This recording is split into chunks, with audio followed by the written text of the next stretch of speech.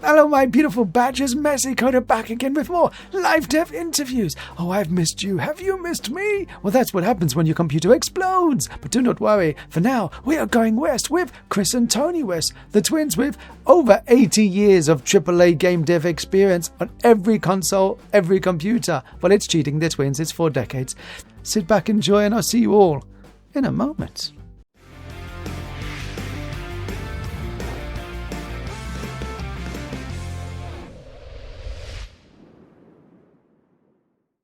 Everybody sitting at home in front of your Google Watches, your Alexa microwave PCs of the future. Give a warm and messy welcome back again on the I'm going to say virtual sofa, but this time it's a real sofa. Chris and Tony West, the magical West, well, not conjoined twins anymore, but twins on the show. Welcome back, buddy. And buddies. Hello. Look, they're in the flesh. It's a face reveal. It's a real they're real human beings. ChatGPT is amazing these days. It's very clever. Good prompt we put in. What's disturbing is that you could easily be AI generated now. How quickly AI. Very lazy. We just did the one model. I think I'd make myself a bit more hair. You know what? I could actually believe that. That if you were going to go and you know what, we just make one and just call ourselves twins. That'll do. We'll just be twins. I don't want to be a twin. No, you're a twin. Whose face do we get? My face. There's another one around somewhere. Yeah. That'll be good if you did sound. Then we could. Yeah, moan to the parents. They want to make 3 of us. So. Oh, Irish, and there we go, right on cue. We're getting raided by Irish John. So we're flocking in. I think you'll enjoy it. Thank you so much, Mr. John. I was saying to the lads, I was managing expectations, saying that do not forget, I haven't streamed in over a year. I can't even remember how to turn on the computer. So there'll be like 4 people in chat, and they were like, "No, Irish John's going to be raiding. You don't worry." And I was like, "Yeah." So after the raid, only 4 people will stay. After they realise how unprofessional I am. But please do stick around for a little bit of time, because now that we've got Chris and Tony West, the most beautiful West boys in the whole wide world, on the virtual or the physical sofas, now we can ask them every inappropriate question that we've wanted to ask them and see the horror on their faces as they have to process what their response is going to be. So this is why I love having a camera on you. Silence now, no questions at all. The chat coming in. Hello, you beautiful raiders.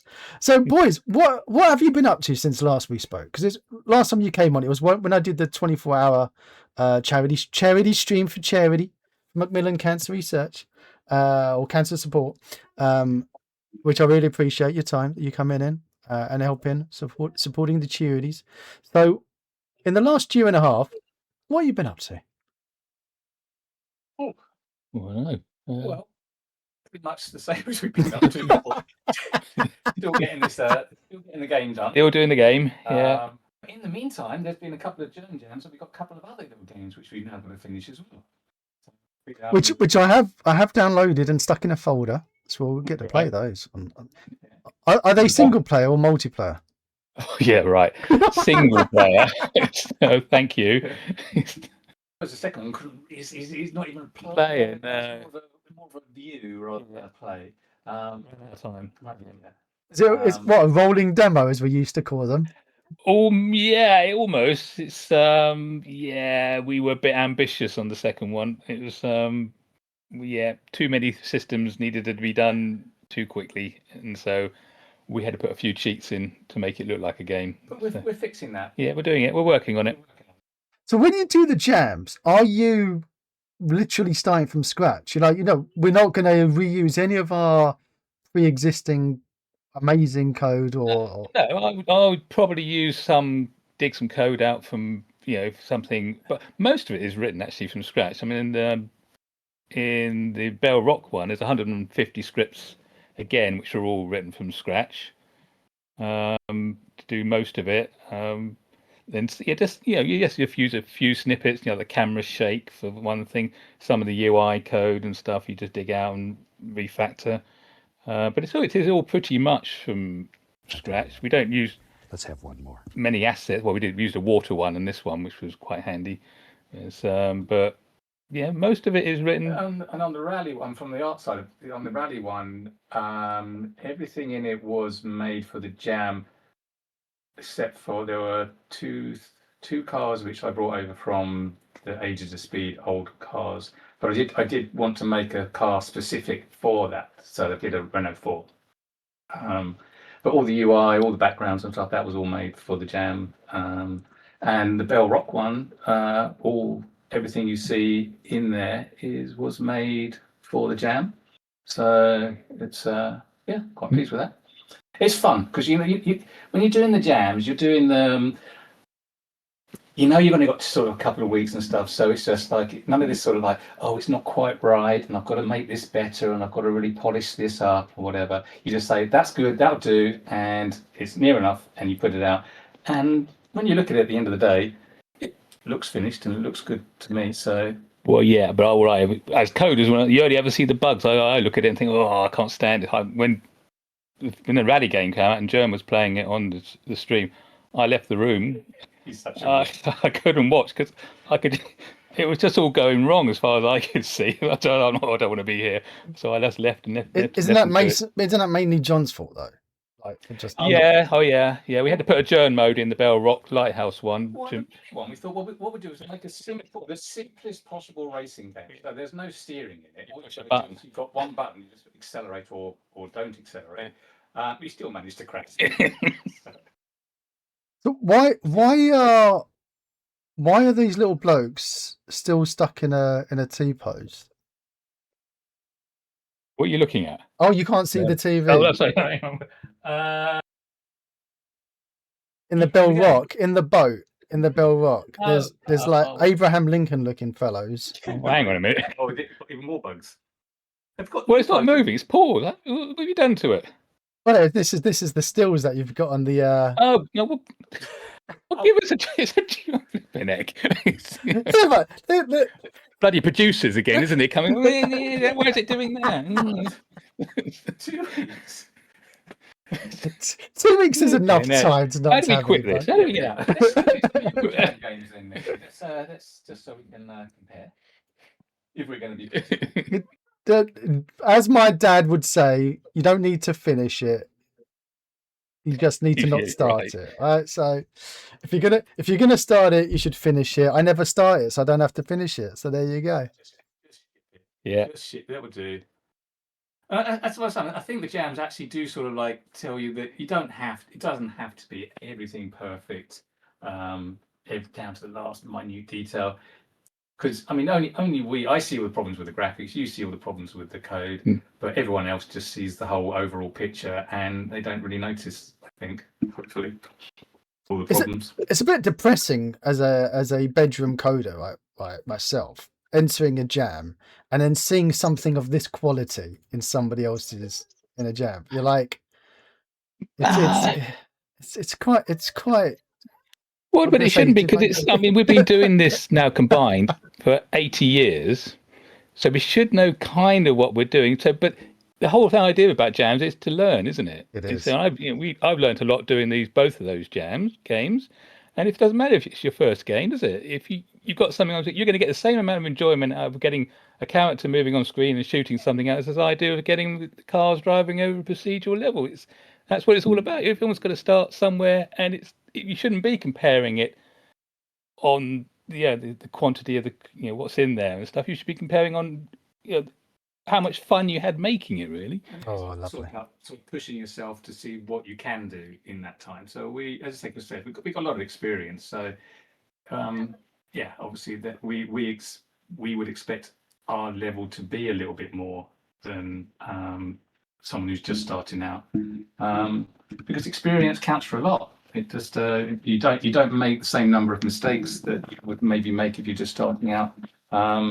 So hopefully, I've got to move the mic towards you because you're quiet. I'm quiet. Okay, I'm going to come over here. Unless they think I'm you, and then otherwise. So, We're going to get very cozy. Yeah, getting super cozy. I have been telling you to come closer, but because you've got. Is it Coco? Isn't it? Coco. Yeah, Coco. Look at that face. It is beautiful that people of your experience and your professional mastery still enter jams, because, like you're saying, if you are learning and you've been doing this collectively, that's just cheating, collectively for 80 years. If you do this for 40 years, right, and you're still learning, it just proves the point that you never stop learning in this. No, you can't. Well, there's always something new to learn. It's Yeah, because I was looking at Macs. I mean, I use Macs a lot. Look at this thing and talk to this. I was just looking at my computer. And just checking it was good. And I only use a fraction of what Macs can actually do. And I look at some videos online of people using Macs and Photoshop, to be honest, as well. And the stuff, features they use, I don't even know they existed in these programs and stuff. Well, that might be useful. And I've used quite a lot. I used quite a lot of new features in the Bell Rock stuff just to do stuff and make it easier to generate the content and stuff. So it is a learning thing, and yeah. Well, I watched this. I watched Jern and I watched Bardaki and I watched Clayman and the others coding. Everyone codes in a different style and a different way. They've all got, they've learned it all in different ways. So Jern does things a lot differently to the way I do things. I look at my code and think, God, my code's so simple. Jern's doing all these complicated lambdas and things and switch states, switch expressions and all that stuff. I don't use any of that. So it's, I feel like, oh, perhaps I'm not that good after all. But well, it seems to work. Yeah, get why. I got to say that I've learned loads watching John. Sitting there, when I sit in the bath and I'm watching him, I do learn a lot, and it's amazing. Of exactly saying, like, every single person when you're watching does things in a different way. Yeah, and you just learn, like, the way that they've got used to doing something is natural to them. Yeah, and then but John used.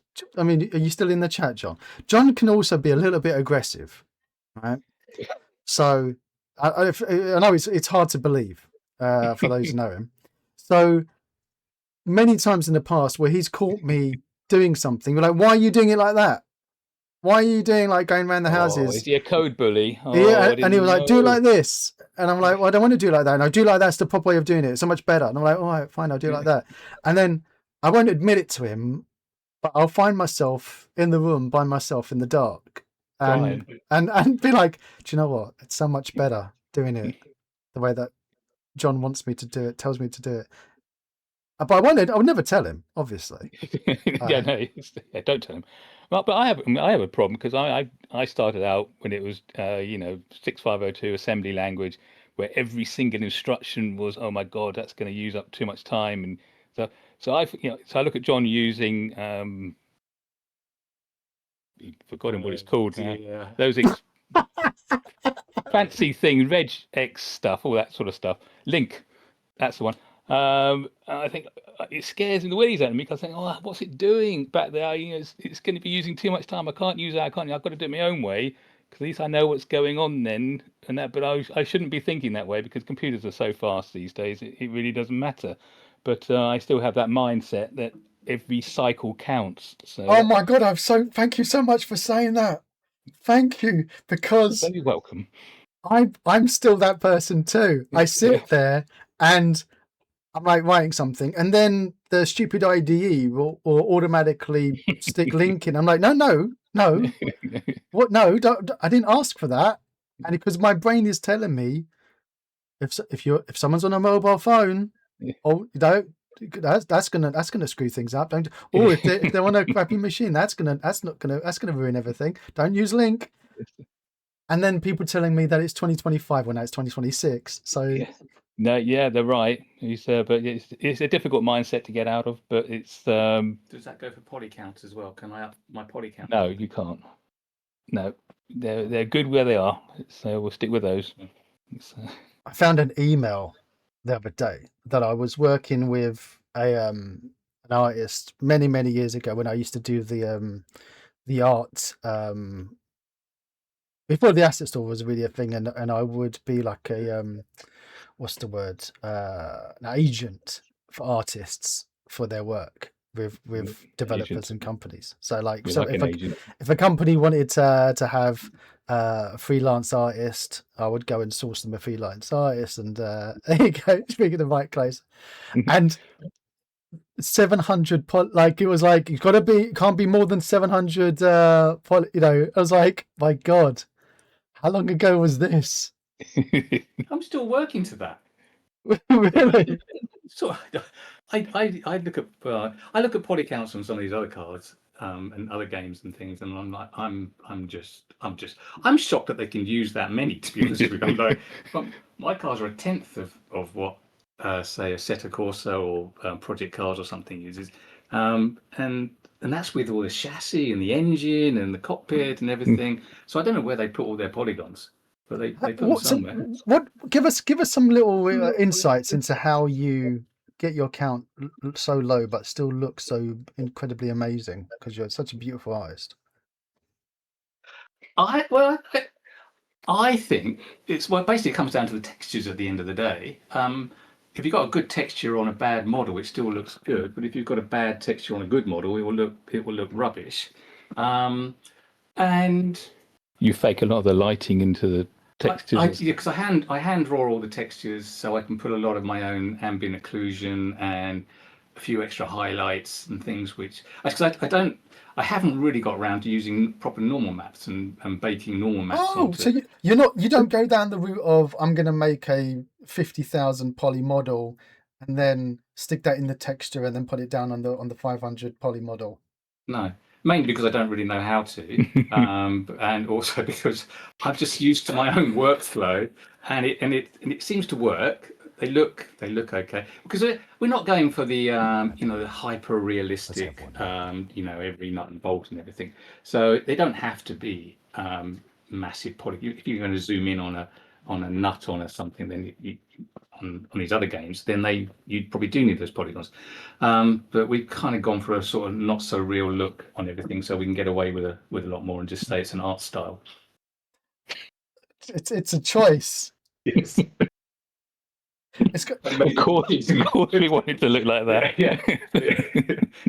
I've worked hard to make it look sort of like a lower poly vibe to it. We've gone retro. Yes. Is that what we've done? We have. I look at some of these. There's some racing games out, and they've gone back to and their aesthetic, their art style is PlayStation 1. And having come from PlayStation 1 and before, you'd have done anything to get away from wobbly textures and distorting heads. But people to make that decision to actually put that in there, actually to distort their textures on purpose, is quite an alien concept to me. So I'm sort of I look at it and go, ooh, not for me. But maybe there are people that like the whole retro going back 20 years. If you spend a lot of time laying in bed on your mobile phone looking at Instagram like I do, you come across these adverts for Game Lab mobile devices that they just put these emulators on with all of the NES games and Neo Geos and stuff. So I bit the bullet, and I was like, you know what, I'm gonna get one of those. So when I'm traveling around, and then I was like, I'm just gonna give it to my son for his birthday, because I can't afford to give him a proper one. So, and they were like, what's this? I'm like, these are old games from the 80s and the 70s, like, and they're like, oh, okay. And then they go on their Steam on their computer and they're playing games that are made now exactly the same art style. Yeah. Right? But a hundredth of the quality of the gameplay, I gotta say. That's a lot of these ones, but aesthetically they're exactly the same as exactly like you're describing back in the day. And it's bizarre, like the kids would rather have new ones that are made to look like the old ones than play the old ones. Like, get your head out your ass. I'm sorry, son. Yeah. You tell them, Messi. Yes. Yeah, and the games relied on gameplay more back then, whereas you could have a lot more gameplay in these games, but they don't bother. I think some of it, is just a bit of an easy cop out, and they just sort of Controversial. Oh, Yeah, can't draw proper text. No, can't. Yeah, just not for me. I like something with a bit more fidelity to it. Well, we said this in the last one, didn't we? We said we started off on the VIC-20 and the Commodore 64, and you were trying to make games look as real and as good as you possibly could. If and every console that came after that, you were trying to make it look even more real, even better. And now you're on the PC where you can do whatever you like. You're still trying to make it look real, but it doesn't quite. Another mindset we can't get into is to try and make it look worse than it could do. Yeah, let's try and It's, but that's us. It's, everyone's different, so it's you can't say it's a good thing or a bad thing. But how do you being the boys who have been making the games from these devices back in the day? And we watched some videos last time you were on for the ones on the SNES and NES and because I sensed when I'm talking about emulation, touching a nerve on there. But two points to this question. Right, first one, because they're so old now. I'm not saying you, and because you're so old as well. Because the games are so old, publishers of those are probably out of business anymore. So monetarily, even like you wouldn't be getting any money for those games, those old games. well, Some yeah. right. So for some of them. So at which point are the ones that you have control over that are being emulated that you'll be like, I want some of that money. Why are you basically ripping control off over nothing? any of it? No, we've got all the old we found all the old contracts for all the old games and stuff. But what you do with those to try and get any money out of anybody wouldn't have a first clue. Yeah. I guess it would cost you thousands and thousands to get a lawyer involved to chase someone down who, at the end of the day, will say, "I haven't got any money anyway." So I think they probably rely on that. And the only one we could probably Street Racer, I suppose. Yeah, Ubisoft is still going, so but then that's through Mayor.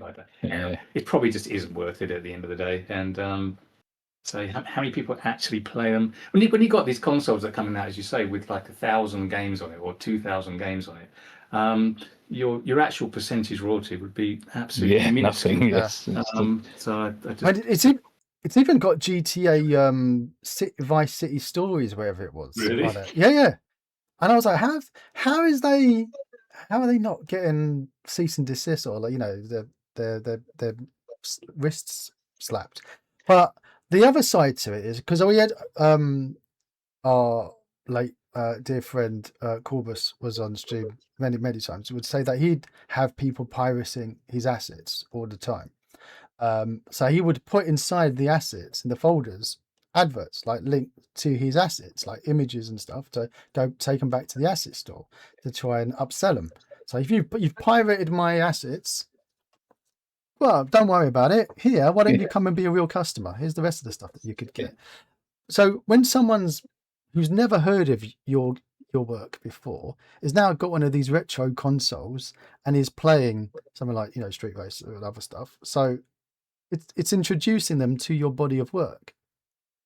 Yeah, well, we don't bother. Doesn't bother us at all. We have piracy anyway, because if people who pirate the games, they probably weren't going to buy it anyway. I don't know how much money we would have lost over the years through piracy, but I probably don't think it's a great deal. Well, you'd be paid royalties first, don't you? Yeah, you've got to get royalties out anyway. They're the biggest pirates. Yeah, publishers. So they're the ones that Oh, we had some nice last time you came on. You gave us some nice juicy stories about. There's probably a lot more of those, but don't want to get sued. How many of them are still alive that they can sue you? Well, I don't know him. Yeah, Empire's not there anymore. They've gone. So Edge, he was a classic, wasn't he? Tim Langdale. Oh, blimey. Still around. He was doing stuff, wasn't he? I think he was. Virgin went bankrupt. Ubisoft is still going, but then wasn't there Guillaume? There was problems with the guys that were in. They got ousted, they split, didn't they? Yeah. Domark.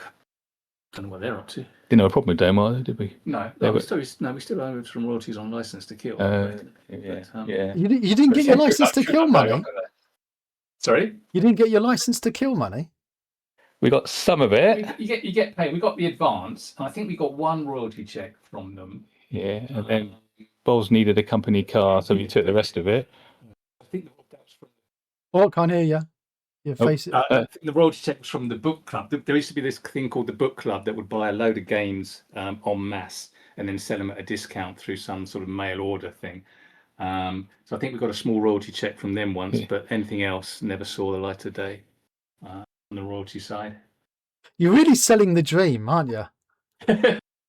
yeah, It's always been an exploitive industry. I think it's especially because it was bedroom and kids. Yeah, just kids in their bedrooms doing it. So people saw an opportunity to take advantage. So not many people really. And the ones that did were like like the Darling brothers. They had a dad who was behind them, and he was business manager, wasn't it, and stuff. So if you got lucky and had your parents involved or somebody who knew what they were doing accounting wise or agent wise, then that made life easier. But if you were just two kids thinking you're going to make loads of money, and you went into a publisher and they say, sign here, and you did, and then you never saw anything out of it. So they'd give you this sort of like a little advance, £500 or £1,000, and as a kid you're going, go and buy some sweets. That's all the money in the world. There's going to be royalties down the line, which of course you never saw. But they hook you in with that advance, and then they got you. And then they use every excuse under the sun not to pay you, and that's it's. So after the first few, did you realise that expect the advance and nothing else? Yeah, well, after the first few, we went to become the in-house team at Domark, so that it worked differently. Then you were sort of salaried, and you were on a sort of a profit share type thing then, and then finally we got totally disillusioned with it all. Then we went our own way, didn't we? We went after Street Racer when we found out how much we should have been making as opposed to how much we were making. That was when we decided we'd had enough of publishers. I went Virgin, of course, and that was Virgin. Yes, that was fun. But so then that was the start of the indie journey, and sort of like going indie. Not so much money. How many games did you make when you were before the indie? Because you've got a question in chat, like how many games you've been doing it for 40 years, so you've probably made like 10 million games. But before the indie, when you were actually getting started and contracted in, how many do you think you worked on over the years? Well, between us, I did probably maybe 20 odd games. But then, as I said previously, that wasn't just like one platform. That would be like the Commodore 64, the Spectrum version, the Amstrad version, Amiga, ST, PC. So there's like 6 versions of one particular game's art that you've got to do. Coding wise, it's obviously not the same. I don't know how many games you've been involved with. I don't know, probably around 20 or somewhere around there, all in. I did a lot. I've done a lot more on the art side because it's easier just to sort of like jump on and do it. So things like Scooby-Doo and Lion King and those sort of things were just helping a friend out who was contracted to do it but couldn't do it in time. So you just jump on board and help out. So about before indie, about 20 odd games, I suppose, over I don't know how long a period that would have been. 15 something like that. 10, 15 years. Yeah. And they were a lot quicker at the beginning. You were doing a game every 6 months, and then by the end of that, you were taking maybe a year, 18 months to do a game, because there's just a lot more content and a lot more expected from the game on consoles. Street Racer was 6 months. Yeah, 6 months. Maybe. Yeah. The last month of that was fun. A lot of pressure, a lot of bugginess, a lot of faxes coming in from Ubisoft with the most ridiculously tiny little bugs which you had to fix. Because Nintendo wouldn't allow you to ship it if there was a single bug could be detected. So really, oh no, you couldn't have a single bug in a Nintendo game. They would test it. They'd have hundreds of testers on a game, and if they found the slightest thing wrong, you'd get a fax come through and say, no, you can't use this version, you've got to fix this. And we had a replay mode in Street Racer, which I put in on a whim. I thought it'd be fun. and that was an absolute nightmare because to do the replay, it was saving the gamepad inputs and replaying those, but trying to find the subtle little edge cases on the football part of it, wasn't it? Where some in the game or one replay it would score a goal, but watch the replay again it wouldn't score a goal. And trying to track that down every time. Well, I think I fixed it. You send it off, you wait a day, and then the fax machine goes, going, here we go.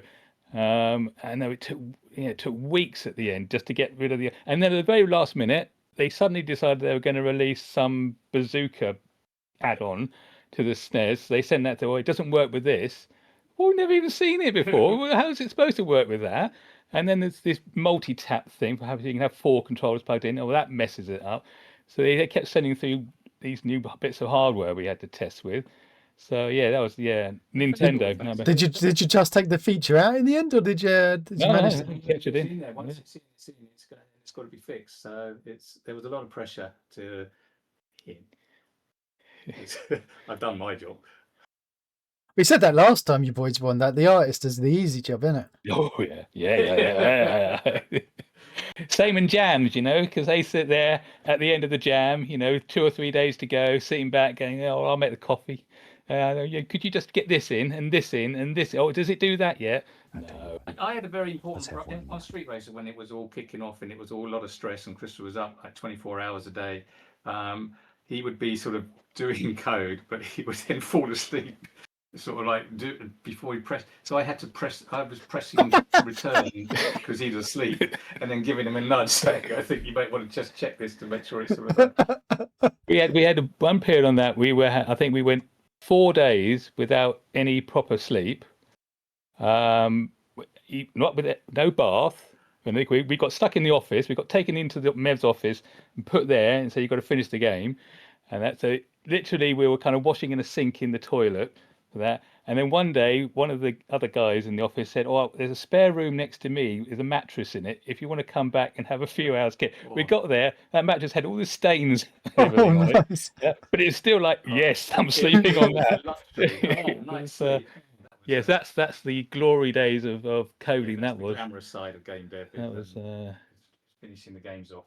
It's always the hard bit. I think when we were actually allowed out, we thought we'd finished the game, we were allowed out, we went home, and then the phone rang, didn't it? And said there was another bug or something. Always one more bug. Anyway. So for those at home who don't know what a fax machine is, right? Imagine the internet with a printer on, right? But instead of the internet, it's someone on one other side of the world has a piece of paper, and he feeds it into a machine, which is like a scanner. Right, and imagine that, and imagine it uploads it like an email. Imagine that, yeah? And it sends it across the world to somebody else's computer, which is just a machine, okay? And then it prints it as though it's a printer, but instead of it being paper, it's toilet paper. Which fades very quickly. Yeah, which turns yellow and fades very quickly. Toilet paper, that shiny stuff. Exactly, greasy, shiny paper on a roll. Oh, the days. Happy days. So why didn't you ever just turn off the fax machine, or say, our fax machine? He was in charge of the fax machine. At the other end of the office, you could hear it starting up, thinking, Short fax, long fax. You're gonna have to bring the microphone slowly moves away from you. Kick back and relax, didn't you? Sorry. There you go, because it tilts a short back. Fax or a long fax, and you're hoping it was going to be a short fax. Although some of the short ones would probably be the worse. last ones. Chat saying, how young does he think his audience is? Yes. Are we all getting older? Is that what's going on? So what is your favourite of? Now we're gonna do this as a 2-part question because obviously once you go indie, it's easier to answer that. But before the indie, what was your favourite when you were having to work for somebody else? When somebody else was paying the bills? Well, I don't know. I enjoyed License to Kill. That was quite good fun. License to Kill and Cyberball was fun because they were done from time. Well, no, not for what? you. But they were arcade conversions. But they were done from home, weren't they? Yeah. So that Was License to Kill the one that you said that there was somebody who did the music or some relative of someone who worked on? Whitaker. Yeah, and that was for Risk. Who That was- who did the music for License to Kill? Was that Ollie Baben? I can't recall who did the License to Kill. No, Risk was done by David Whitaker. What was his name? Roger Witters was what? That one? Yeah. Whitaker. Anyway, David Whitaker. Yeah. Domark was fun because they were pretty easygoing times at the Kremlin. We touched on it before. It was just a bunch of young yobs in an office, just doing what they liked. And we had a manager. They put a manager in there who didn't have a clue about game development at all. That never happens. That never happens. You have a manager. Yeah. Shocker. But no, he didn't have a clue about what was involved in coding at all. And we all cottoned on to that pretty early. So we used to then you had to present a schedule about what you were going to do for your month. So you'd have to say, I'm going to do the high score system and that. And normally you say a high score system, I take a day. But then you cotton on to, well, no, but hang on, high score system, 2 weeks. And he'd sign it off. And then most of the guys in the office would literally come into work for one day, do their coding for the month, and then you wouldn't see them again. And they get signed off. They're making so much money. It was just like, because the manager had no clue at all of what he was looking at or what he was signing off. Obviously, you didn't do that. It was the other ones who did. No. But the sad, but can the artist also get away with that? We had the same thing, but unfortunately, I was the head of the graphic department, so it was down to me to make sure that they weren't all doing that. So I had to be a little bit more on the ball. So they didn't get away with. They got away with a lot.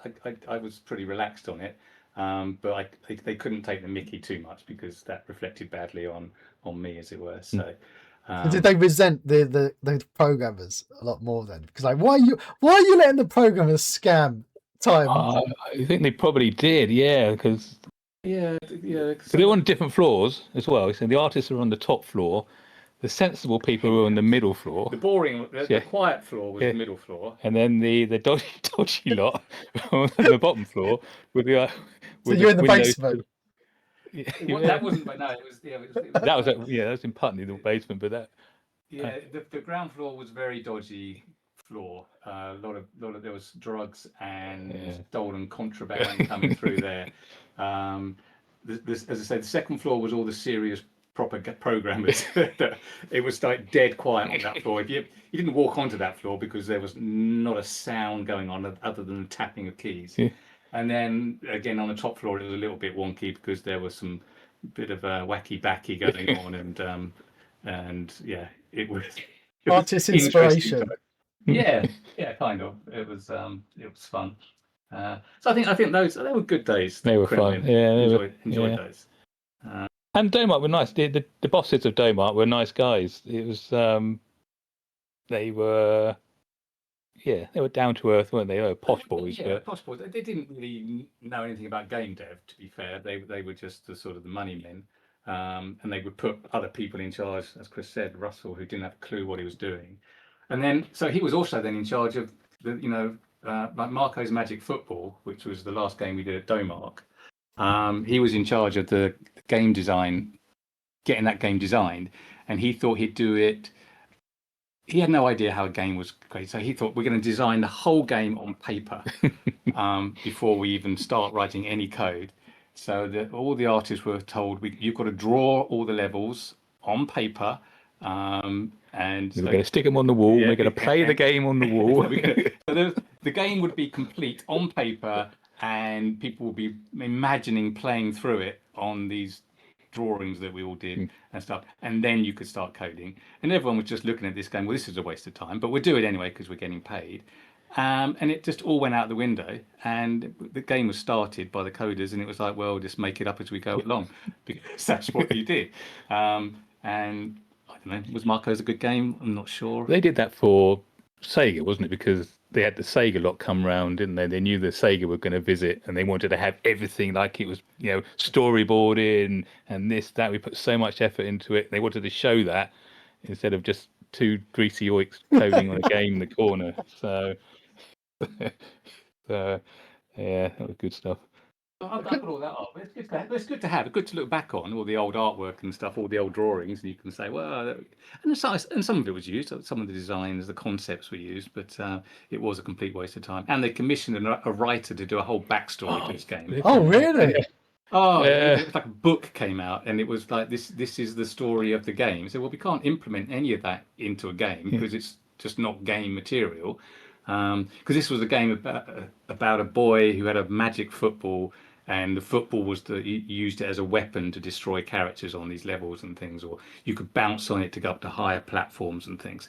As you do with a magic football. Exactly the same game as Soccer Kid, which came out at the same time. So I don't know who, but there was some leakage going on about game designs back then, it seemed, because they were exactly the same game. But then that whole Marco thing, the Trivial Pursuit was even worse, wasn't it? For the people they hired to do that simple question and answer game, and it took years, and the wasted time and effort on handmade animations. And having to lip sync all the animations to the questions was a horrible experience. There was some bad decision making going on back then. Not us. No, nothing to do with us. And that's what prompted you to run away and go into it. Amongst the things, yes. We were putting Jim in charge, wasn't it? We left Domark because they put someone in charge at Domark who we just fundamentally had a complete disregard for. So we left based on that. Then went to do Street Racer, and it was very nice actually to then go back about 8 months later to Domark, having done Street Racer in a couple of nice flash cars and stuff. And everyone was like, oh. So 8 months ago they were just like us, but now they've gone off, and so that kind of started a mass exodus of other people thinking, well, we'll set up our own studios and go and do this sort of self-employed route and things. So that had a bit of a knock-on effect at the end of the day. A lot of people left. So everyone was driving around in their Austin Allegros, showing off to each other. Yes, yeah, nice car. Yeah, and Diarrhea Brown. Yes, the one. Yes. We got people in chat keep getting confused about what Tony's doing to his belly. There you go, Sarah. There you go. Yeah, be a celebrity. It's a very posh plushie. There's another one here. I've got another one on my legs, which are making me rather hot. But this is Coco, and this one's Cumberland. They're brother and sister. So they're my dogs. Do they get on? Oh yeah, Inseparable. They love each other. They stick together and they do everything together. So they're just like us. Do you still share a bed? Although you say that, there's no evidence to dispute it, though. Oh my word! So when you went indie, is because you were you've been doing it for like 10, 15 years, you said so, but you're still pretty young.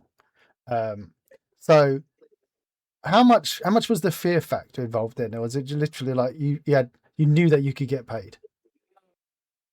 Oh, microphone. The day that we kind of went indie, we had a meeting up at Empire because we were doing World Sports Cars for Empire, and it wasn't going so well because they changed the it went from being a one-track. They didn't move the goalpost. They built a whole new stadium, didn't they? We pitched it as a Le Mans game, so we were just going to build the Le Mans track and do a handful of like a Porsche 911, McLaren, Ferrari, whatever. And Empire said, yeah, that's great. We can do that. We'll get the license for that. So off we go. We started doing a Le Mans game. Then they came back and said, we can't get Le Mans license, so we can't do Le Mans. So we'll have to do the World Sports Car series. So all of a sudden I've gone from doing one admittedly quite long track to doing, I think, 12 tracks that had to be then modeled, Brands Hatch, Monza, Hockenheim and all these sort of things, and all these other cars. So All for no extra money. all for no extra money, No extra time. and all in the same time. Yeah. So it's Wow. like, so that wasn't going so well, and we got a call up to say, come up one time to say, basically, we're sorry lads, but we're going to have to pull the plug on this because of, you know, shareholders or whatever financial reasons and stuff. And we sort of put on a good show of being really disappointed and like, oh, what are we going to do and stuff. And we both walked out of the office and we walked around the corner just out of sight of where anyone could be seeing it. And we basically went, "Way!" We're out of that. We're out of that. We can go off and do our own thing now, which is kind of what we wanted to do anyway. So that got us out of a bit of a situation. And we subsequently learned, didn't we, that it was They didn't have the money. They didn't have the money. They didn't have any of the licenses that they said they had when they were signing us. So they. And the other thing this publisher would do is they'd get a new team that come along and they present a game. They say, yeah, great, we'll have this game. Here's the money, and then they would stop paying all the money. They reduce the amount paid each month. So it get less and less. So as a studio, you were starting to struggle. So then you'd have to go back to the publisher and say, well, we're struggling. We need more money. And they say, well, we can give you more money, but we want a share of the studio. So then you started relinquishing percentage on percentage of the studio back to them to eventually they own you. So then they renegotiate the thing, saying, right, you're now on a salary. You don't get any royalties. You just got to develop the game. It's our game now. And that's what they did. But they couldn't do that with us because we had private shareholders in our company at the time, luckily. So they couldn't do it. So they just called it quits. So we got quite lucky on that one. But no, there's some dodgy dealings going on. Good times. Yeah. But yeah, no, that was a great drive back. It's like, yeah. What are we gonna do? Yeah, right. What should we do, a racing? Yeah. Why not? We finally got a lot of content. Yeah.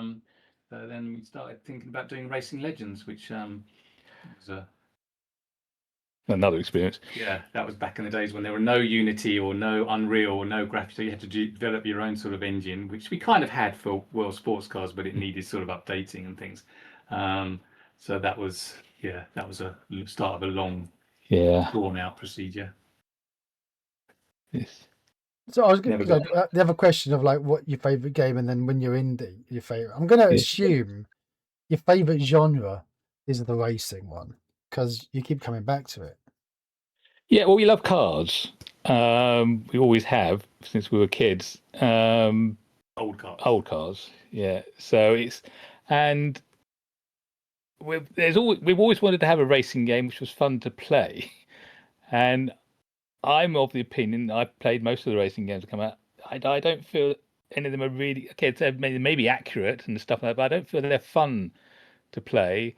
So that's what we're trying to bring to our game. It's a completely different physics model in there. That's something that hasn't been done before, the way it's been done. It makes the driving feel so much more enjoyable to us. It maybe that's me being blinded by my own project, but it feels different. So it does just have a totally different feel to any other sort of driving game that's out there that we've tried. There may be ones that we haven't tried, but just driving it around, just run it in the little test area and stuff that we kind of got going at the moment. It's just you just sit on it for not hours, but you can sit on it for a long time, just doing donuts and drifting and sort of catching the drifts and that sort of stuff, which you can't. I don't really get in other racing games. I just find them hard to drive, and it shouldn't be hard to drive. It should be easy to drive, but hard to master. Whereas this one is sort of easy. Anyone can get in a car and just drive it, which is what you can do in this one. Driving it fast might be a different kettle of fish, but at least for the beginner, they can just jump in and have a good time with it and have a good blast around. So we'll see. We'll get a demo out one day, and then people can see for themselves. Nah. I was going to ask because I go back to the Steam page every now and again on Big Desert Rally, and they're coming soon on the Steam page, and then I look at you boys, and I know how like you're always updating, making something new, another Unity asset or another game jam, and then here we go. Look, and then I want to say do you get yourself distracted too much? And I ask that with love. Yes. I think the fair answer is yes, but we've made a conscious effort this year. Part of the reason why I'm here now is we're going to focus on finishing these things up, because I've been abroad, and it's not so easy to get things done efficiently when you're sort of separated. So I made the decision. Are you taking the blame? No. Am I? It's your fault. It's my fault. So I've come back, and we're just focusing on getting all these little projects put to bed. We're starting off. We're just going to finish up this Unity asset that Chris has got going. We're going to get that one out. Then we're just going to finish. just yet another Unity asset. Not distracted at all. Carry on. Sorry. Well, no, it pays the bills, so they're useful. It is good to then pay we're the just going to bills. finish off the lighthouse Bell Rock thing, because that's pretty close to being sort of shippable in some form or other. Then get Rally, the Big Air Rally, sort of finished off to a stage that we can put that out, and then take all the stuff that we developed for those two games. Which when we do the Jam games, we try to put stuff in the games which we can then transport into the main project. So like user interface stuff and all this sort of things, so that it's not a complete sort of like 2 weeks of just completely different code. There's stuff in there that we can put into the main project.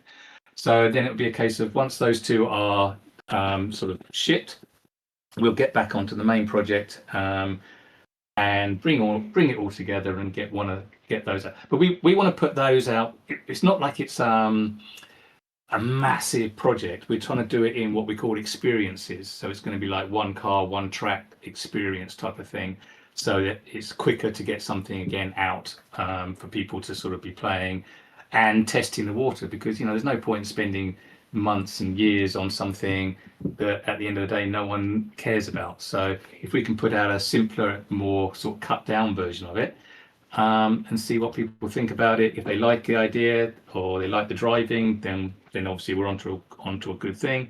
If there's no feedback or anything, then we sort of think again and we go on to plan C, D, E, F, or G. So that's the plan. So we're giving ourselves a year to get as much done as is possible, and so far it's going okay.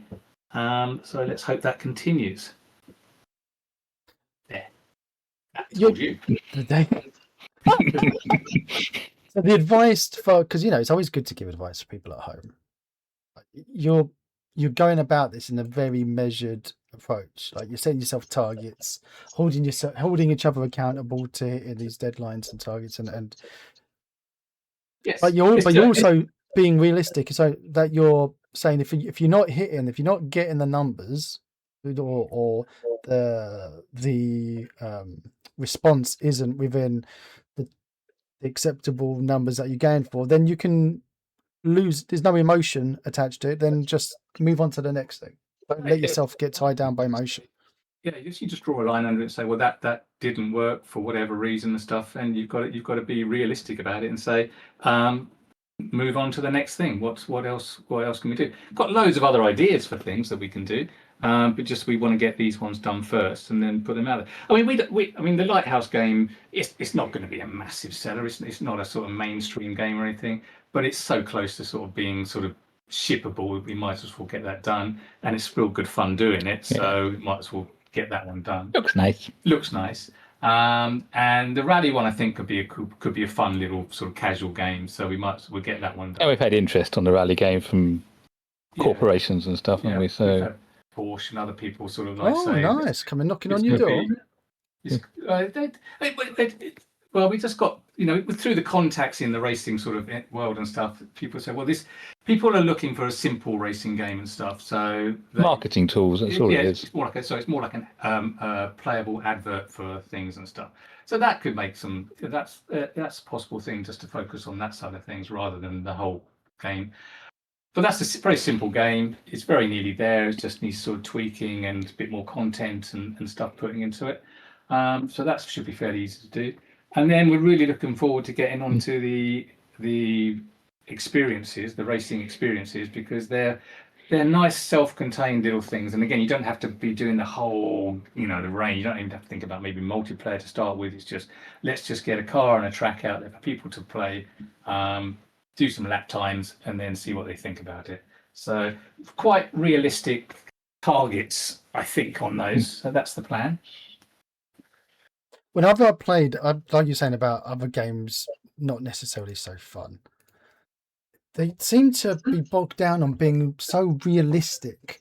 Like, oh, the car mechanics. This is exactly how suspension and the wheels would work, move, and all of that. And then, like, well, I just want to have fun. Yeah, that's We're kind not of going to have all that other stuff. yeah. So you can do all of that, but it's just going to be, you don't have to do it. Yeah. It's there if you want to tweak it and play around with it and stuff, but out of the box, you just really just take your little character, get him into a car, turn it on, power it off, and then putter off for a drive around the track and see how fast you can go. So that's the plan. I can't, like, for the life of my memory's terrible nowadays, but years ago when we started doing these streams, I interviewed the fellow who was doing that car system, and he had one that was on the asset store, and then he had the other one which was the more complex one. And it was, do you remember do you know what I'm talking? Chat, who am I talking about? You know Is who I'm that like talking about. Indian chat? No. No. It's way back at on the very first days of the asset store. Latin I American fellow. He was a Spanish fellow. Well, go ahead. In the early days. Yeah, because I put a video up in my first few months of doing Unity. I put a video up of I converted some of our car physics over into the Unity and had a car driving around, and then I got a load of emails from people saying, "Well, we want that. Can you do that as an asset?" And I said, "Well, we're kind of doing it for our own game." And then they did a sort of crowdfunding thing to see how much money they could get together to choose between 3 different car systems that were being developed at the time for Unity, and I think they raised about $3,000 or $4,000 or something to pay the developer. They wanted my one, but I wasn't prepared to do it because I was doing a game, and so it went to, I think, a Unity car or one of the others that's on the asset store still at the moment. I think they got the money to develop it and to release it as an asset. So yeah, but I can't remember.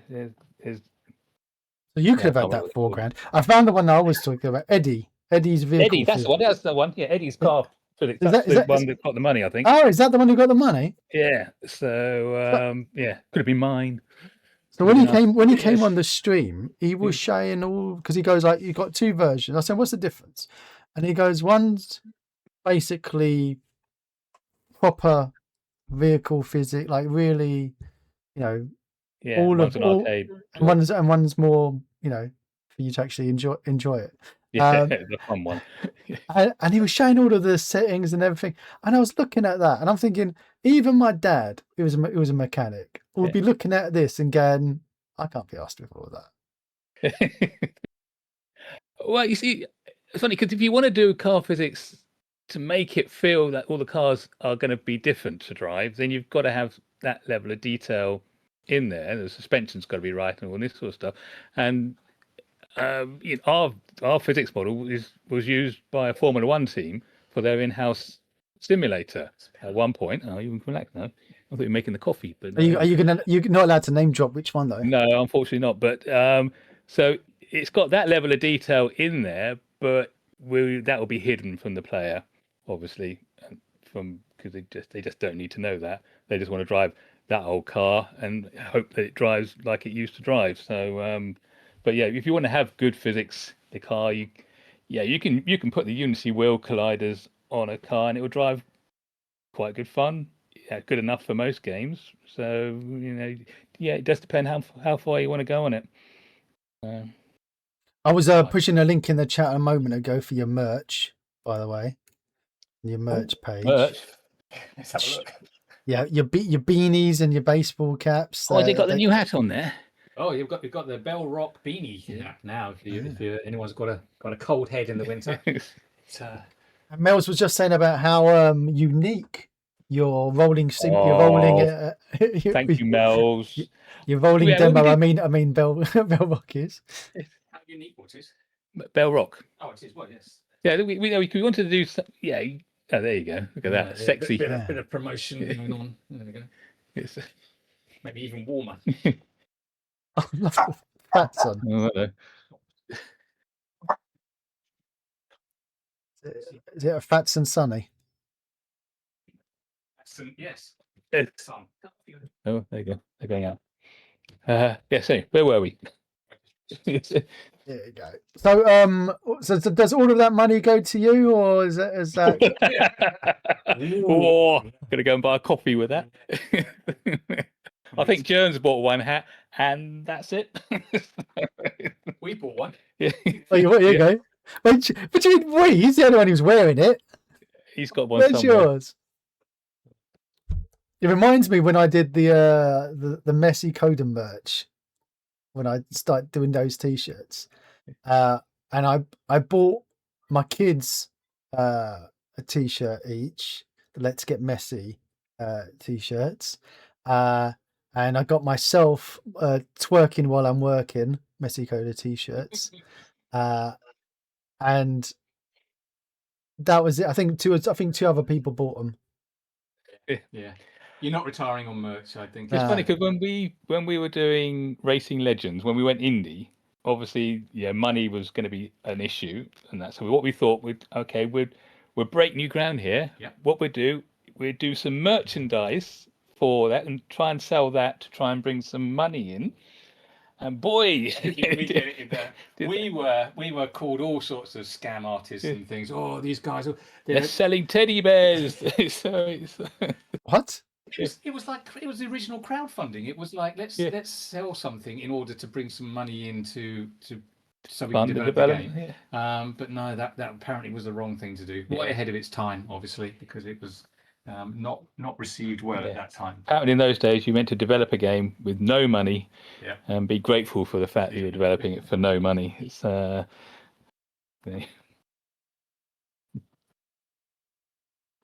What's chat saying? My mic is running a bit hot. Is my mic a bit too loud? Is that did it go crazy?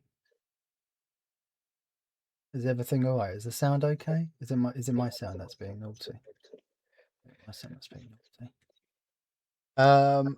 By the way, I did want to tell you, which I forgot to tell you, your SSL certificate on your West Racing. Yeah, it's not S, is it? No, it's not. Yeah, needs to get fixed. I need to do that. Yeah, I'm just worried I'm going to break the whole site. But yeah, I'll look into that. Thank you, Messi. Give me something to do.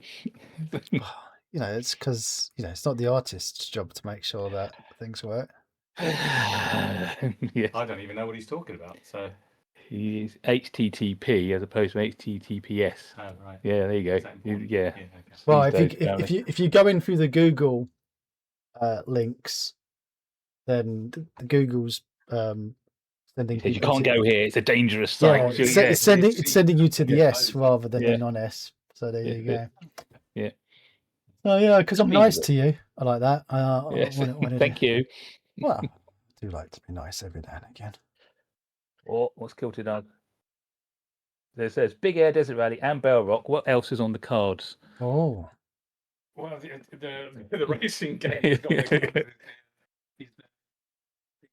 One car, one track demo for Ages of Speed. So we got some. So because it's hard to promote a game unless you've got something that's really playable. So we want to get a demo out so that then we can start talking about Ages of Speed properly. Because at the moment, all I've got an Instagram page where I put up some of the artwork that I do.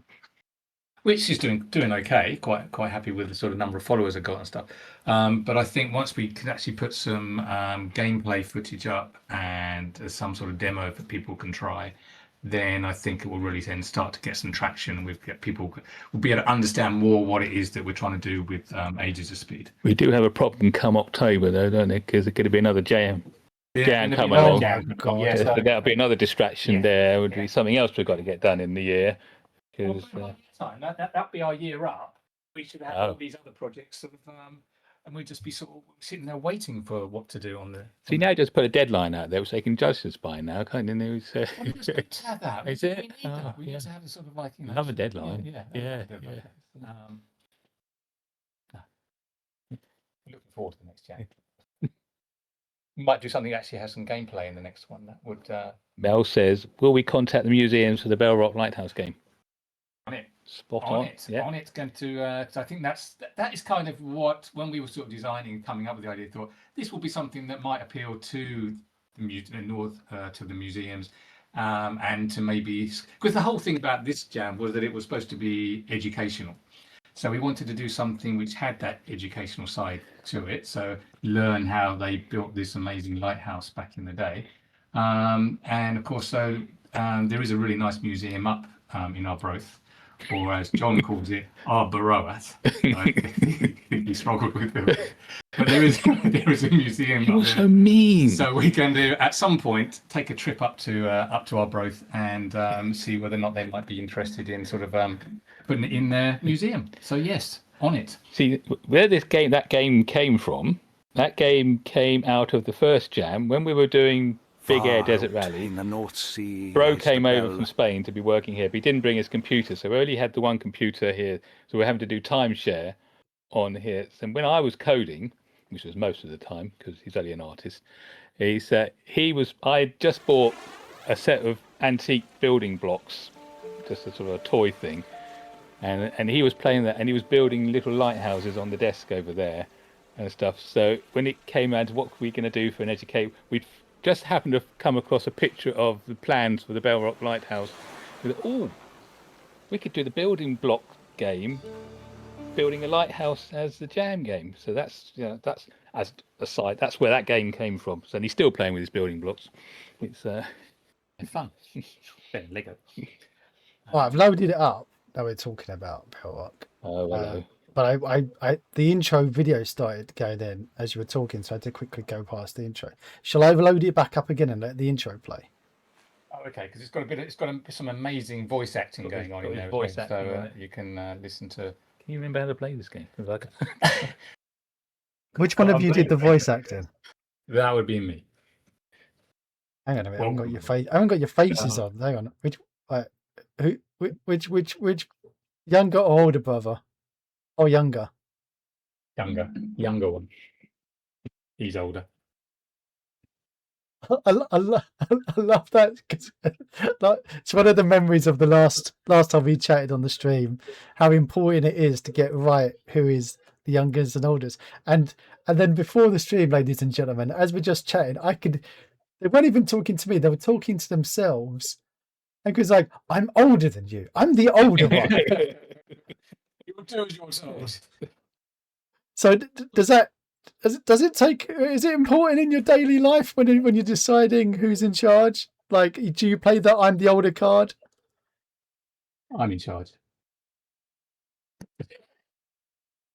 No. I'd like to think I'm in charge. No, we have clearly sort of like he clearly don't does make all mistakes. the coding side. I We clearly have do all the happy art. So we accidents. kind of like there's no decisions need to be made really. He just gets on with what he's doing, and I get on with what I'm doing. And if he needs something, he'll shout, and if I want him to do something, I'll tell him. So it's it works pretty well.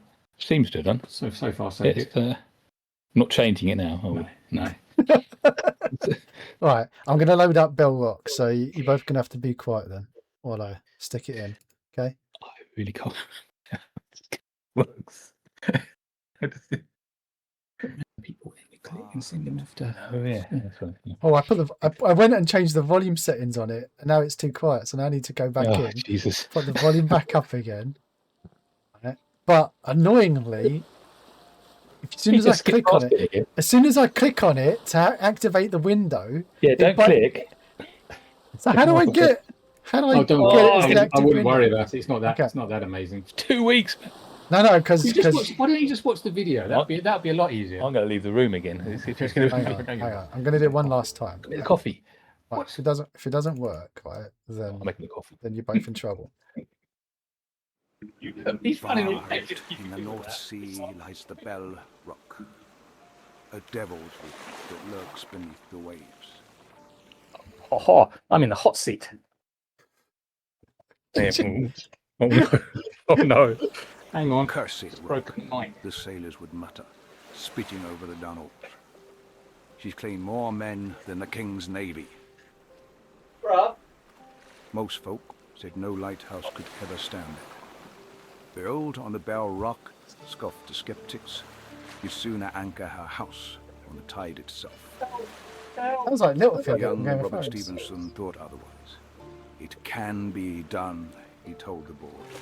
Stone upon stone, That'll do. fitted tight as a mason's hand. Right, where are we? To the very bones of the reef. You got. I'm trying to hear your lovely voice. So was born the legend that is Yeah. La Belle Rock Lighthouse. You broken it yet? I broke mine. Oh well, that's lovely. I got to say, that was very nice. Thank you. There's a lot more where that came from. The trouble with the game at the moment is you don't really know how to play it. Even Christopher's forgotten how to play it.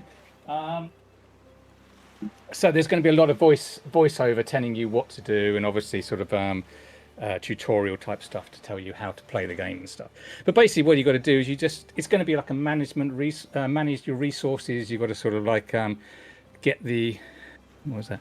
You've got to get the blocks to the island, and then you've got to then get the men to sort of build the various bits and pieces. But it's all historically accurate. It's all based on the actual account of the building of the Bell Rock. So it's historically correct, shall we say? Oh, I've clicked it. Hang on, have I broken I don't know. I think you've broken it already. So if you click on those little in the circles at the bottom, that will take you. That will change your view to where you want to be. You'll see something. There we go.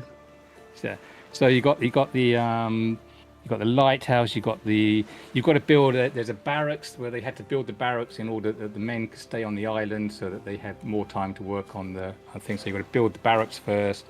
You've also got to build a railway to be able to transport the blocks from the jetty to where the lighthouse is.